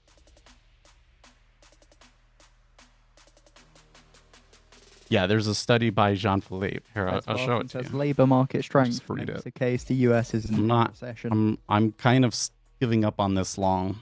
I'm starting to feel. It's like as soon as I give up on it is when it's going to flip back up on us, right? But okay, so where do I put all of that stuff?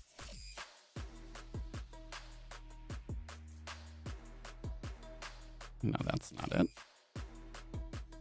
Scholarly articles best. There we go. Here we go.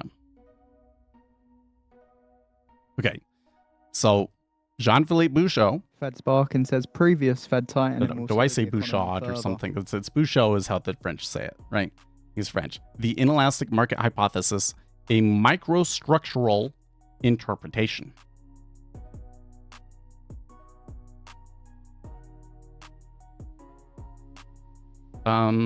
Is this the one that you're talking about, Obsidian, or are you talking about a different one? What's the title of the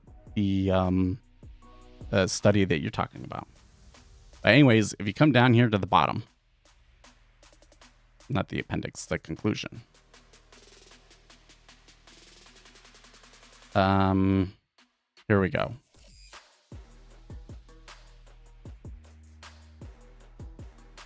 The idea that it is the order flow that must be predicted, even if uninformed, resonates well with the intuition of finance professionals and allows one to understand why statistical regularities might exist and be exploited by quant firms. Indeed, flow data is quite popular among statistical arbitrage funds. The order-driven paradigm also allows one to resolve some paradoxes, like, for example, that it is easier to find predictive signals for large cap stocks than for small cap stocks, probably because the former are more actively traded and that the order flow reveals more statistical regularities. The 2007 quant crunch and other recurrent deleveraging spirals are also extreme consequences of the impact of order flow on prices. In conclusion, we hope that the present reformulation of the inelastic market hypothesis in terms of mechanistic and measurable microstructural effects will shed a complementary light on the origin of financial market fluctuations and possibly hammer a final nail into the coffin of the efficient market hypothesis. Tons of fleeting MBO bids across the strip. It seems like that so I took a pretty speculative trade, didn't I? Because the speculative trade that I was taking was, I was concerned about the Japanese yen. I was looking for some aggressive order flow. So when we had like 3 or 4 ticks up that quickly, I thought maybe something's happening. And then it didn't really come through. This is usually the case, but I think I probably could have gotten out of that a little bit earlier than I did.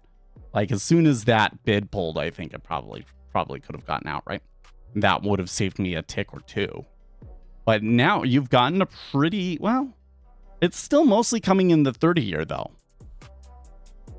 So Jean-Philippe done some interviews and lectures. Yes, there are a few things on the YouTubes that you can find. But really what you want to do is read the book.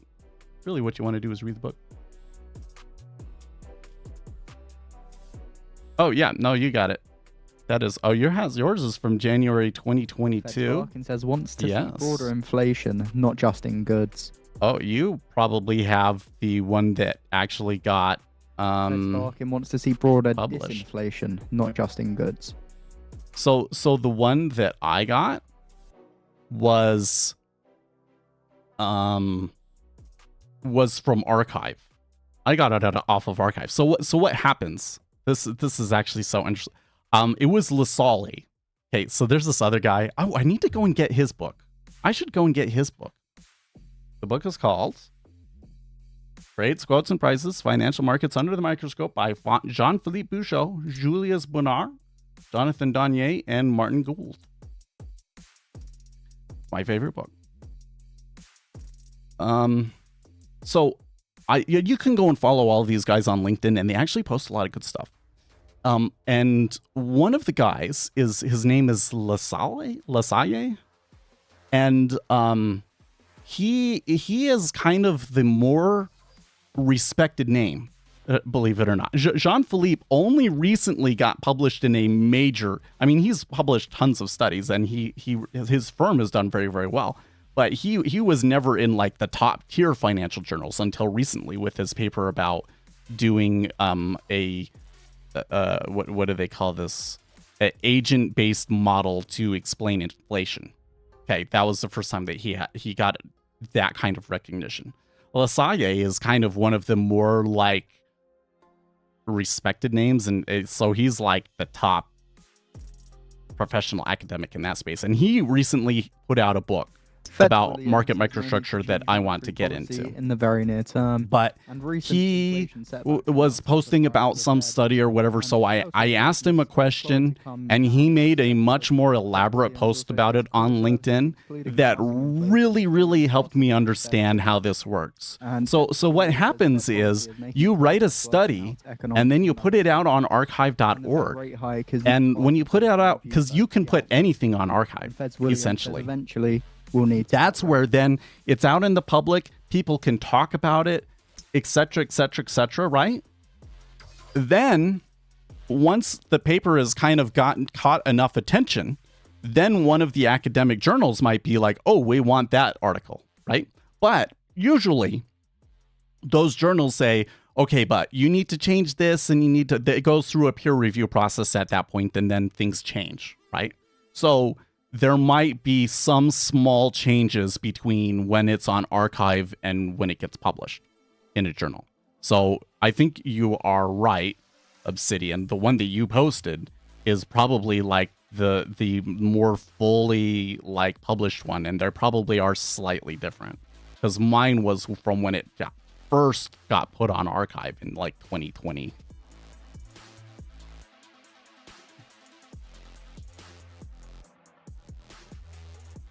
Let's see here.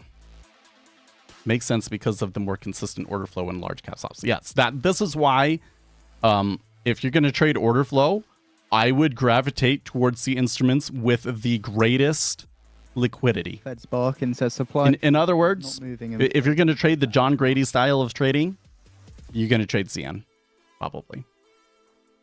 Whereas if you're going to do the Gary Norton style of market making, you want to go and find like the least efficient thing that you can. Something that, you could probably do it here in the 2-year. You could maybe do it here in the 2-year. There's not a lot of competition for you. You can bring the spread in 1 cent. If you would need to have a way to say what is the precise price.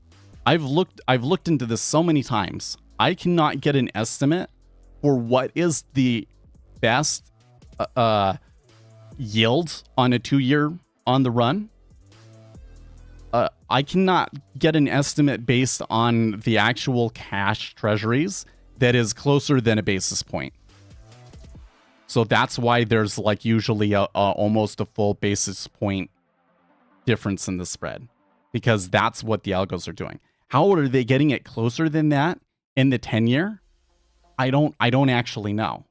But like if you had a way to do that and you could arbitrage them against each other, then you could do the Gary Norton style of trading in the microtreasury yield futures, probably. Right? Because that one is more about knowing what the real fair value is based on other instruments and being, just sitting in the queue and hope that there's somebody out there that's dumb or desperate or whatever and comes and fills you. That's all it is.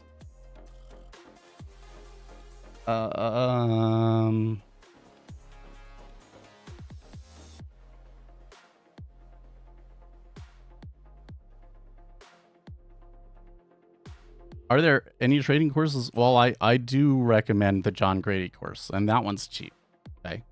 But I think that the best information that I've found is like, comes from studies and stuff.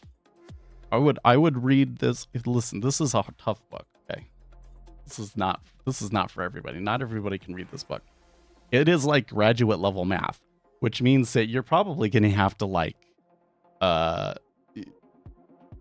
really read it with the pen and paper out and really study it hard. You're going to have to, there's going to be parts where you don't completely understand it and you just push through and you might have to read it multiple times. Show me your portfolio. What? Oh, I never saved this thing over here. Hold on. Yeah, I won't bother with it. It's there on Discord.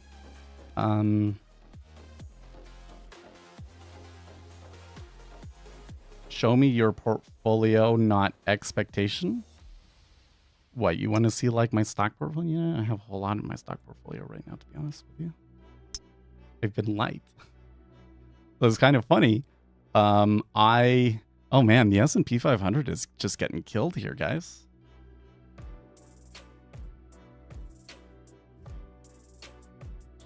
So perhaps what's happening is the buying that we had earlier was because of the ECB and so forth. And once the ECB went and did their thing, now it's turned back to the larger run interest rate expectations. And so they had to sell it back down.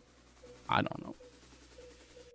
I remember I did say, well, the trajectory with which they're going does make me a little bit afraid that they will go all the way back to 03. In retrospect, the trade that I took that was a loser was probably in the best spot that I could have taken one here. So I shouldn't be too mad about that trade. It was speculative, and I was, getting in with a little bit less flow than I would like to take for a trade like that. But it did, but not too much harm done. And hey, I could turn around and sell it if I really wanted to. Although we are at, okay, so let's, you know what? If I say something, nothing will happen. So let me not say anything yet. But I'll just point this out. I'm going to take a note about there's something,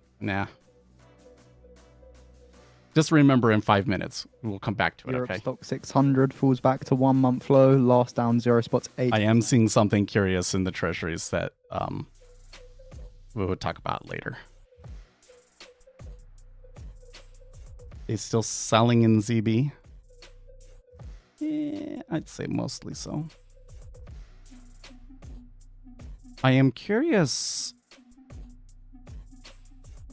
though, this decline, I don't know if the order flow in ZB is enough to explain this decline. So now I'm starting to wonder if it is more the Japanese yen that is selling us down here. Which, if that was the case, would be a little surprising to me.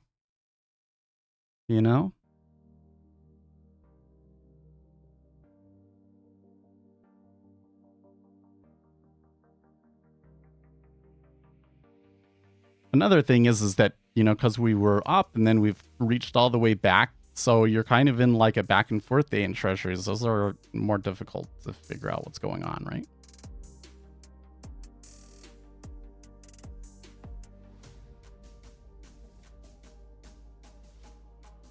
That's not necessarily the best trading for us.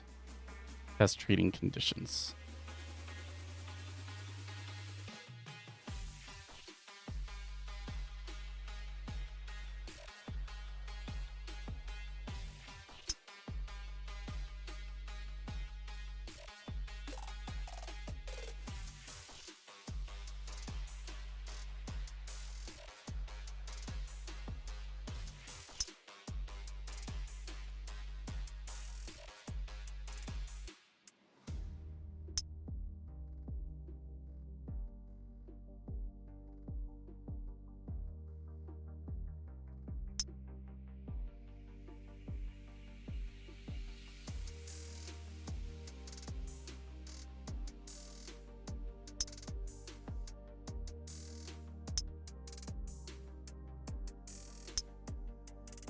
US 30-year yield extends climbs to year-to-date high 4.67% before the auction.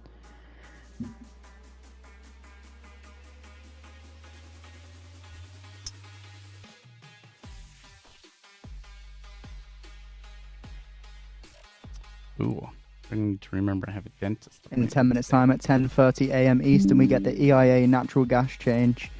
Forecast build of 13 BCF, prior draw of 37 BCF.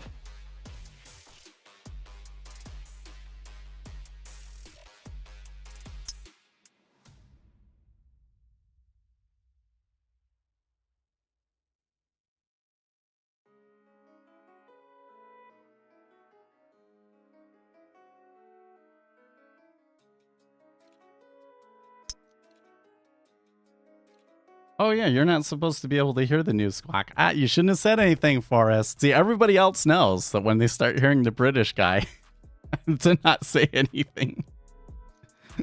That's financial juice. That was a slightly different guy today, I think. Did I not put on my list that there's an auction today? 30-year auction?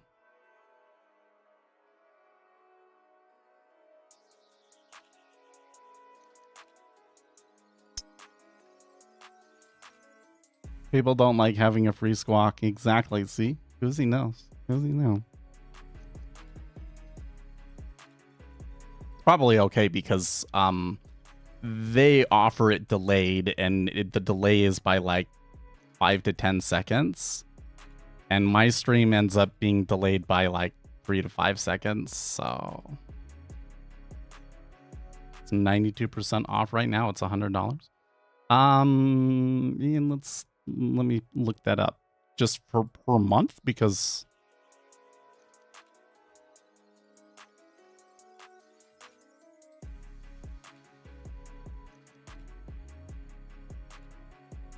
oops.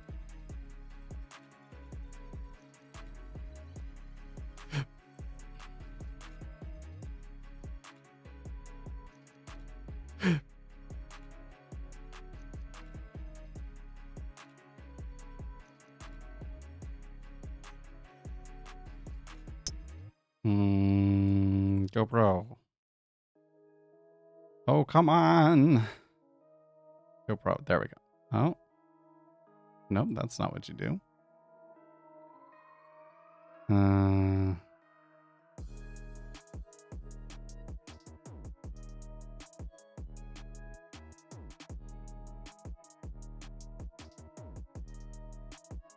There's a link that takes you to like, oh, maybe if I go to the link that's in the video description.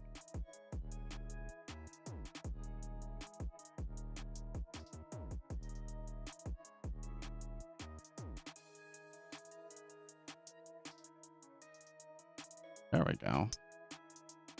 Use promo code JUICY92 to save 92%.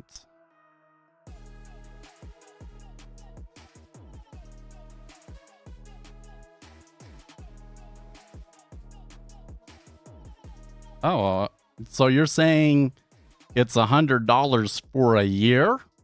That is definitely a steal. I would definitely take advantage of that. Yes. They did have I kind of it's always changing, but they have like a you know, like a forever subscription too. Or they did. Because I got the forever subscription for like when they first started for $1,000, and that's how I do it.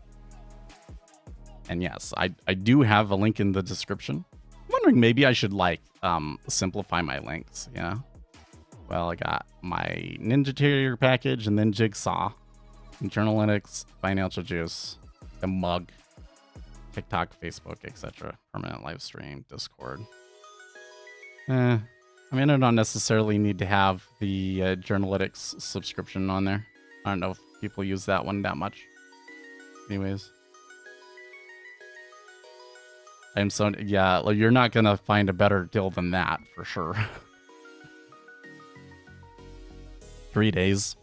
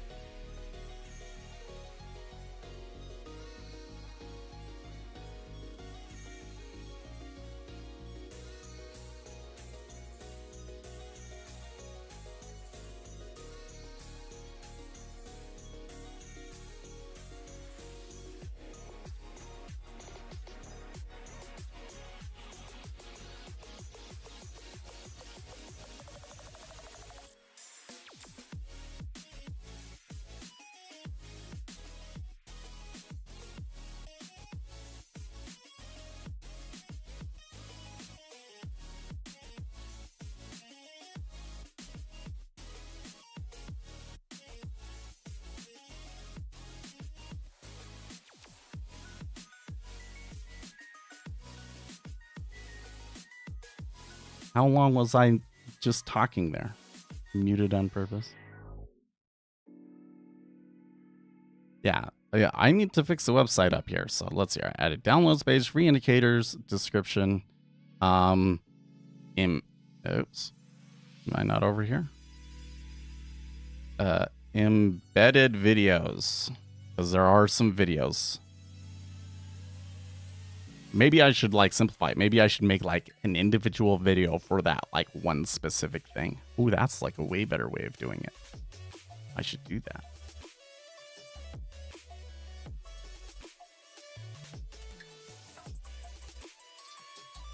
Okay, so I was saying there was an interesting spot and I didn't want to say anything about it. But this is like a perfect example of why this indicator like frustrates me so much, okay? So coming in and looking at the inventory cost basis indicator, there was at 108.04 was where we were coming back to the seller average cost basis. So that is a place that I would be looking for it to bounce. But here in this situation, we did not bounce. Now, why the selling? Like, look, it's not that bad in the 10-year.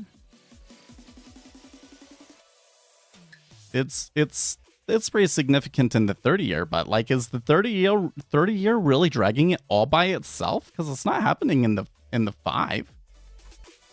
That seems a little off to me. Unless it's really the Japanese yen that's doing it. If it's really the Japanese yen that's doing it, though, that just makes me even more concerned about central bank intervention coming in here, right? Okay, but anyways, with this indicator, you might have tried to play a bounce on there. But like I said, it seems like the amount of times that it will come right to that line and bounce is uncanny. But I can't actually predict when it's going to do it and when it's not. And when I've backtested it, like trading at those spots, those backtests did not carry over into real life very well. So I don't know what the deal is with it.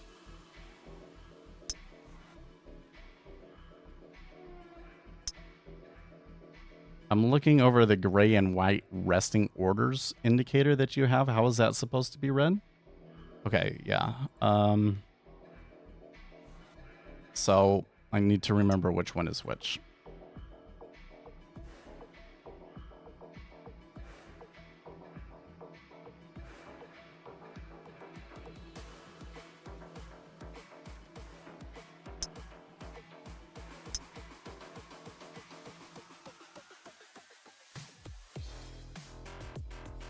Oh, I gotcha. I probably need to add one to a chart to explain it to you. So let's make a new chart. We'll make it like a 5-second chart. Okay. Change this to box.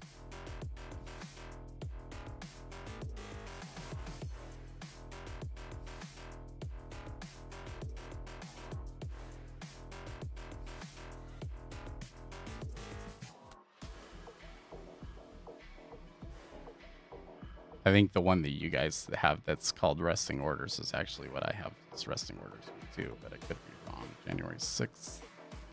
Ugh. No, it must be this one. There's one of them is the one that you have is the right one, but on my machine they can be slightly different, and I don't remember which is which. I need to just remove the old version is what I need to do. Okay. So one of the things, if you're looking at the order flow indicators, there's a secret. You want to know what the secret is? If I come in here and I look at this resting orders thing, you see there's the max difference, there's the min difference, but there's also like max bids, max asks, min bids, min asks. So you can kind of add these other ones to get a little bit more insight. So if I put up max asks, we'll make it like cornflower blue or something like that. Okay. Then what it's showing me here. Oh wait. Do I have the little thing that's like make it the same size as the main data series? Oh, that one might not have that.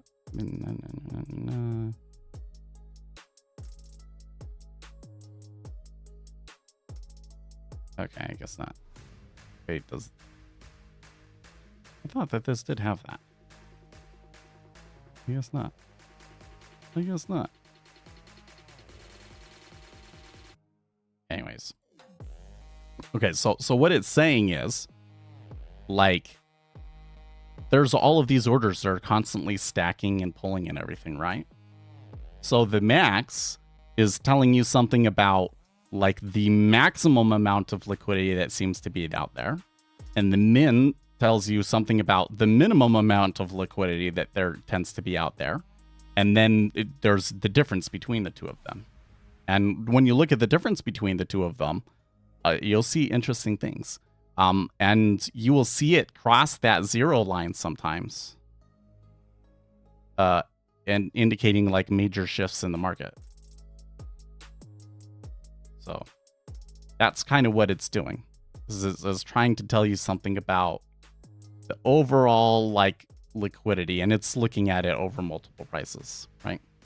So that would this one is kind of more like, is there some sort of research that backs this and a strategy that no, it's not. It's just it's data that I could see that was not available, and I wrote the indicator up to look at it so that you can study it. So it's one of those things where it's like you can put it up on your chart, you can make theories about it, you can try back testing it and see if you can actually find an aberration in the market based on that data. So it's just different ways of looking at the data that aren't as common. The one that I would put on there, there's two actually. One is the level 2 changes.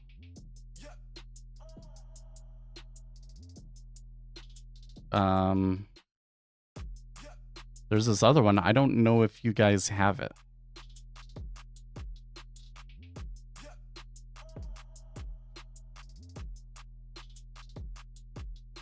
No, that one's something else. I'm thinking about something else.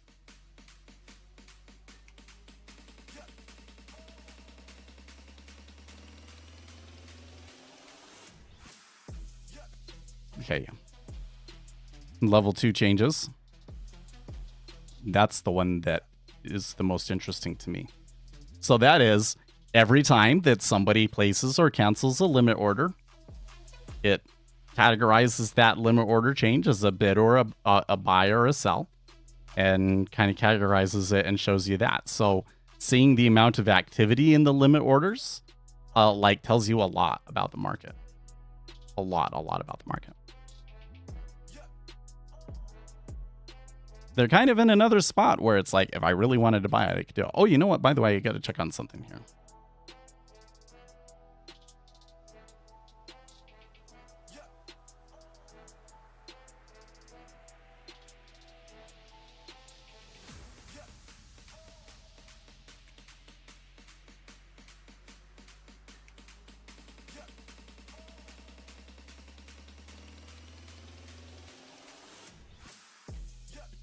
Oh. Okay. Let's see what happened. There was something they wanted to do this morning at work, but looks like an issue came up, so I'll be looking at that. In fact, I'll just pull this up real quick to check. Octavia says he scratched it. Okay. I mean, I'm still kind of tempted to take it long at the open, but I think that I took like the one trade and it didn't really work, and I think we're like late enough in the session that I shouldn't be trying again.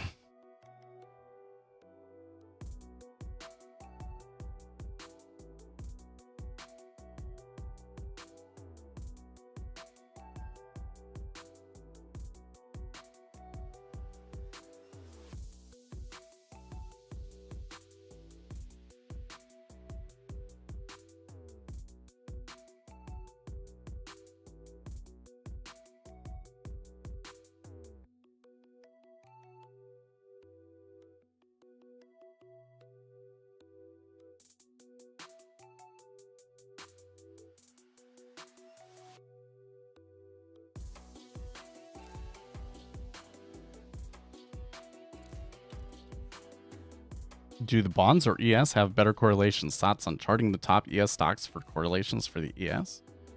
Oh, that's a tough one. I think that the equities is just such a smorgasbord of like everything that there's just a lot of randomness in it, right?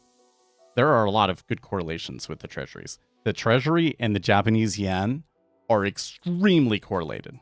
The treasuries and the dollar are extremely correlated. Look at the dollar run there, by the way. That's a pretty strong run in the dollar. I don't know what that's due to, but is it coming from the... Well, no, it's coming from the euro side too. So I wish I had noticed that earlier. Maybe I need to develop a better framework for like, okay, I need to check all of these things. What would that be? What should I be checking?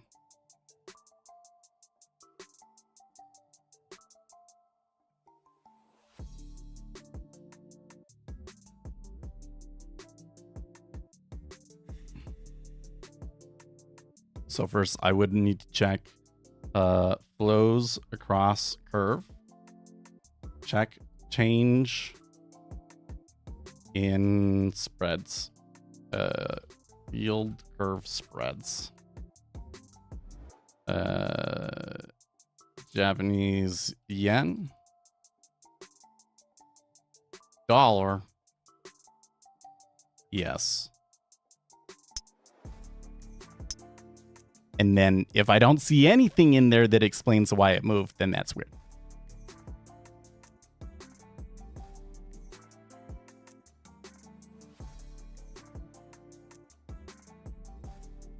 And of course, you always look at the cumulative delta in the instrument itself.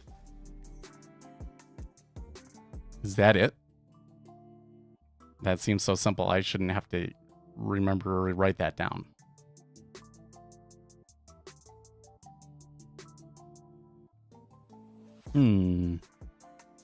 Let's read something here. Zero hedge. There was something glaringly odd in today's PPI print. But first, some background. As we detailed in our PPI post-mortem earlier, one day after CPI came in red hot, today's PPI unexpectedly missed expectations on the headline level, coming in at 2.1%, which, despite being the hottest since April of 2023, was below the 2.2% estimate. The miss, the smallest possible, proved to be so important to the market start for any dovish news that algos instantly ignored the fact that core CPI came in at 2.4% hotter than the 2.3% expected. Which brings us to the odd part.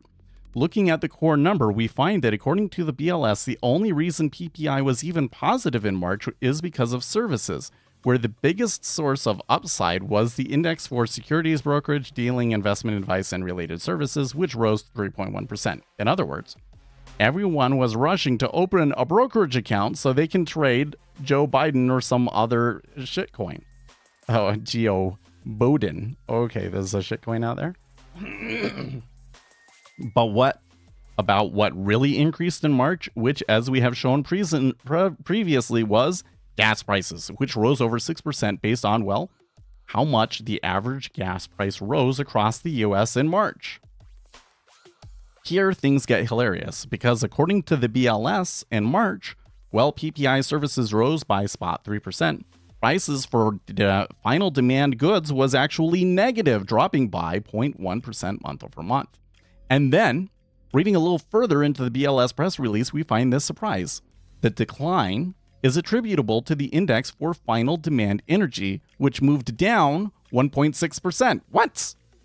Which then brings us to the absolute punchline, because in the very next sentence, Biden's Bureau of Gaslighting Services writes that leading the March decline in the index for final demand goods, prices for gasoline decreased 3.6%. Nonsense. Hold on a second. Didn't we just show that gas prices, actual real gas prices, which everyone across the country has to pay, rose by 6% in March? Yes, we did, but what we didn't anticipate is the amount of BS Biden's henchmen are willing to shove down our throats, and I really hate those comments that they add in there.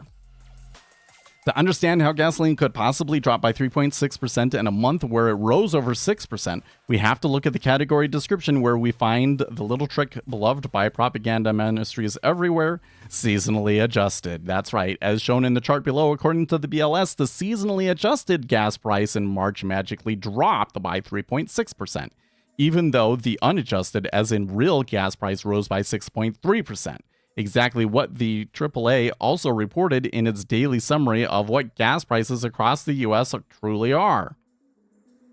Wow. Does it really actually tend to move up that much in March? No, but it did last year.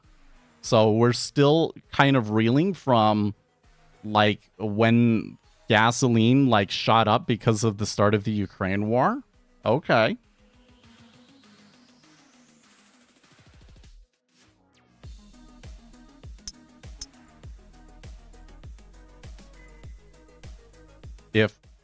If the BLS had used real gas prices, PPI would have been 0.4% higher, blowing away estimates and sending stocks tumbling.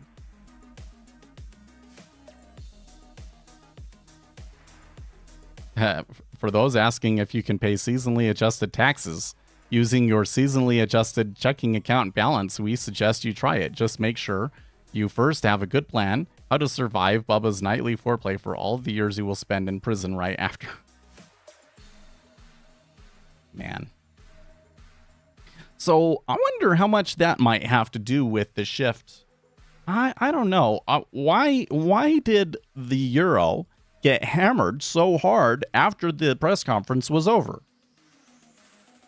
Seems like they might be latching on to something else that I have not noticed. So 15 minutes left. I still kind of, that would have been from 70 to 60. That could have been my long. Oh, well. They didn't hard bounce off of my price level, but they are above it now again. So Why is ES more random than the bonds? Because it's an index, right? It is 500 different stocks, all kind of moving, and while they are all kind of roughly correlated, like there's a lot of noise in it.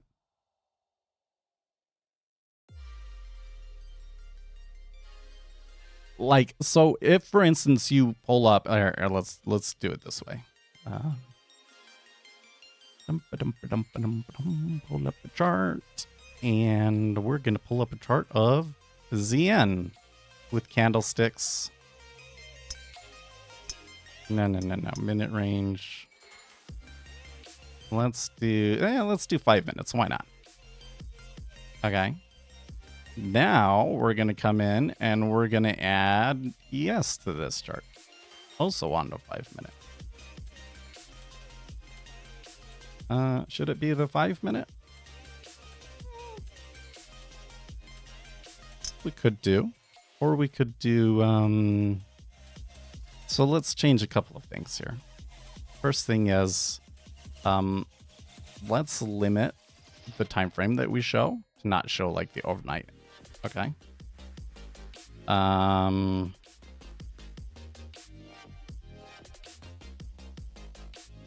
Index futures regular hours.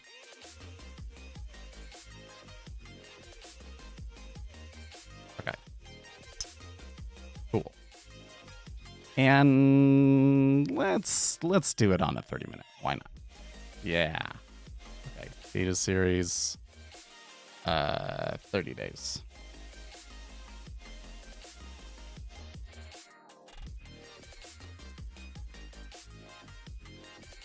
Yep, so we need to do it for this one too. Okay. So do you see over here on the treasuries, some of these moves are like really clean? Okay. Like, look at the size of the candles relative to like the wicks. You notice how there's so many more wicks down here in ES, especially when we start to get into some of these areas, right? The wicks, right? It's because there's all these individual stocks and they're all just kind of going like this, and so there's like this random element to the movement. That's why you got all these retail traders just trying to trade price action, is because it moves so much. You can't get away with that sort of stuff in ZN. You could like in ZN, I can come in and take a trade and not even get a tick for like 30 minutes sometimes. You know? It's just more volatile because there's all of these teeny tiny little things in it that are changing. Whereas the ZN is kind of like the primary input. Like, lots of other things react to ZN. Okay, like for starters, there's all of the other treasuries. Like everything else in the yield curve, they are primarily have the ZN up and are looking at that for stuff, right?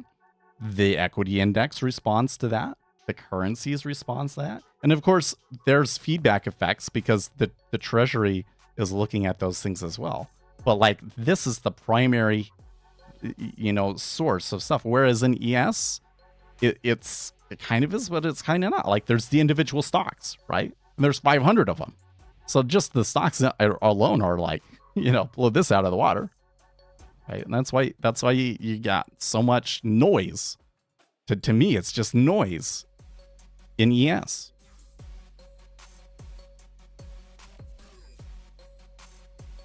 Could you use order flow to see if your indicator is going to hold or not? I don't think you can. I mean, I kind of tried some things like that, but I don't know if the line actually works or if it's just all in my head. It seems awfully prescient sometimes, though. That's all I can say.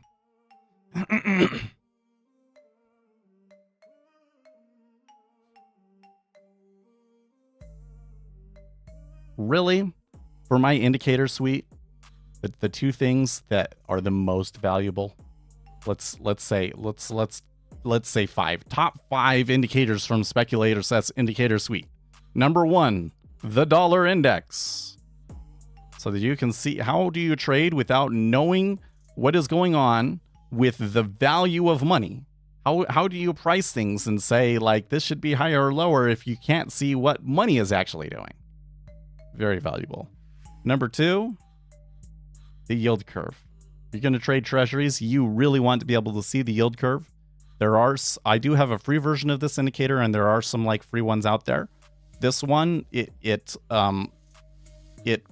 rolls over when your main chart rolls over. It also has some features to do candles and to be able to handle the difference between live and historical data and so forth. So, really good indicator. Number 3 is, I'm going to say, is the inventory cost basis. These are these lines that try to estimate the market maker average position, and those give you a really good idea of like where the market is at. If you're in between the two of them, then you have a fairly balanced market for the day. If you're above or below that, then the buyers or sellers are really dominating. There are tendencies for them to bounce hard off of these levels sometimes. Maybe it's not happening today because the flow is actually somewhere else. But, you know, like if treasuries are rallying and then some crash happens, the number of times where it just comes immediately right to that line is just uncanny. Okay. Number 4 would be pulling. So you can see them here on this chart. These are areas where they moved too quickly, essentially. So we actually had one over here. I guess it didn't play the sounds. I need to change the indicator to play the sound. I'll have to add that later. There's a rising and falling sound that I have, but I forget what I called it. You can set your own sound. These are kind of like warnings of a liquidity hole. Really useful in ES when you see these happen. That tends to like constrain price. Like the most likely thing to happen from here is like this, right? Because of that hole. Like they will, and you might even see them like retest and then come back to that and do it again. It's a liquidity hole.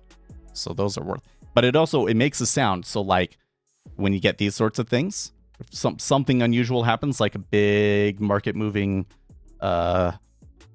news event or something like that, you're going to get a sound, you're going to hear it. And it's one of the best ways to know that like something weird is going on. Okay. It's number 4. And number 5, it's the same one. I'm going to say is Alice. Alice is a measure of how much opportunity is available to you here. Notice this right here, this spike and where they did something. That's basically that's saying like if I was some huge hedge fund, I could potentially trade 6,000 contracts. That's what it's saying.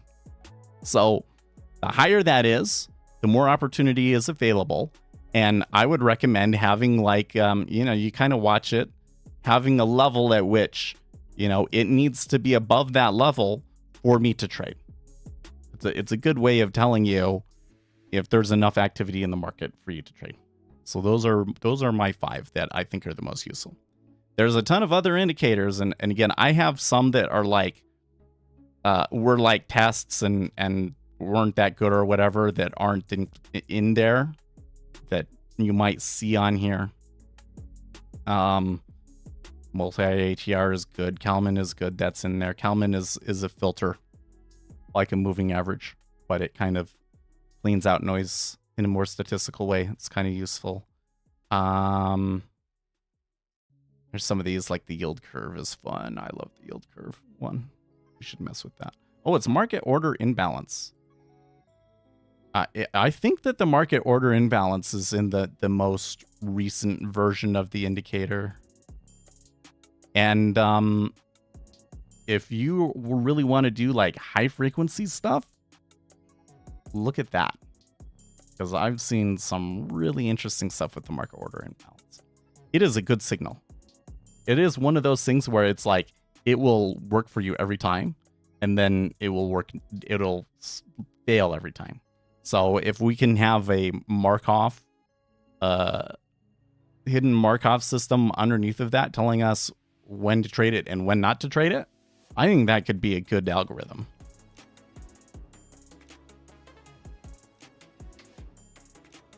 But yeah. I'll add one more thing. The best indicator, the two best indicators that will come with your platform.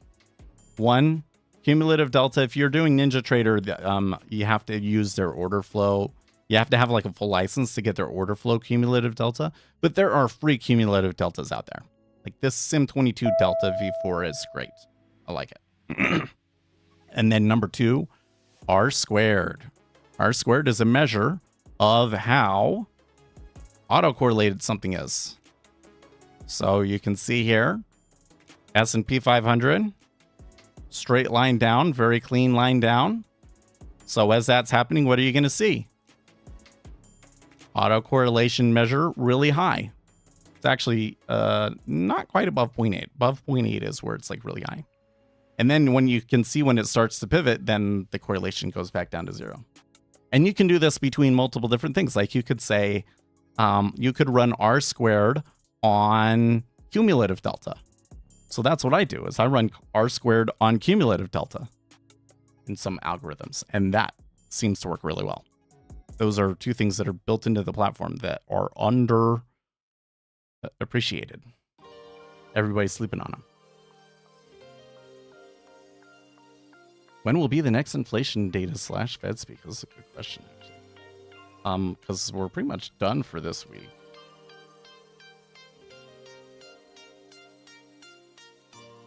We do get consumer sentiment and inflation expectations tomorrow. So we still got stuff this week. Next week is when we get into kind of like the quiet time again. We do have a lot of Fed speakers next week, it looks like. We got core retail sales on Monday. That's a pretty important number. Philly Fed manufacturing index Thursday. But otherwise, it's a pretty quiet week next week. And then the week after that, you start to get into PMIs and core PCE again.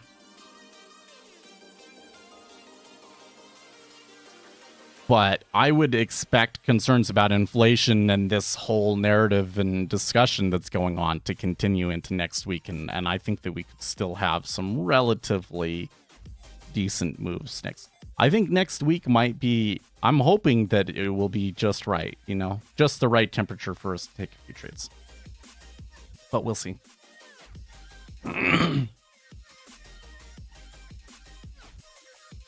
Today, I feel like is still a little bit too like, yeah.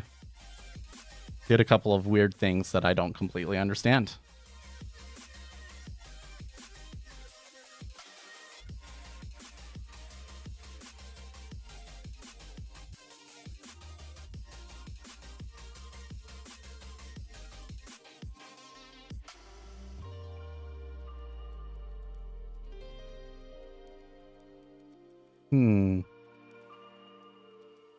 Is there anything else I gotta say here? I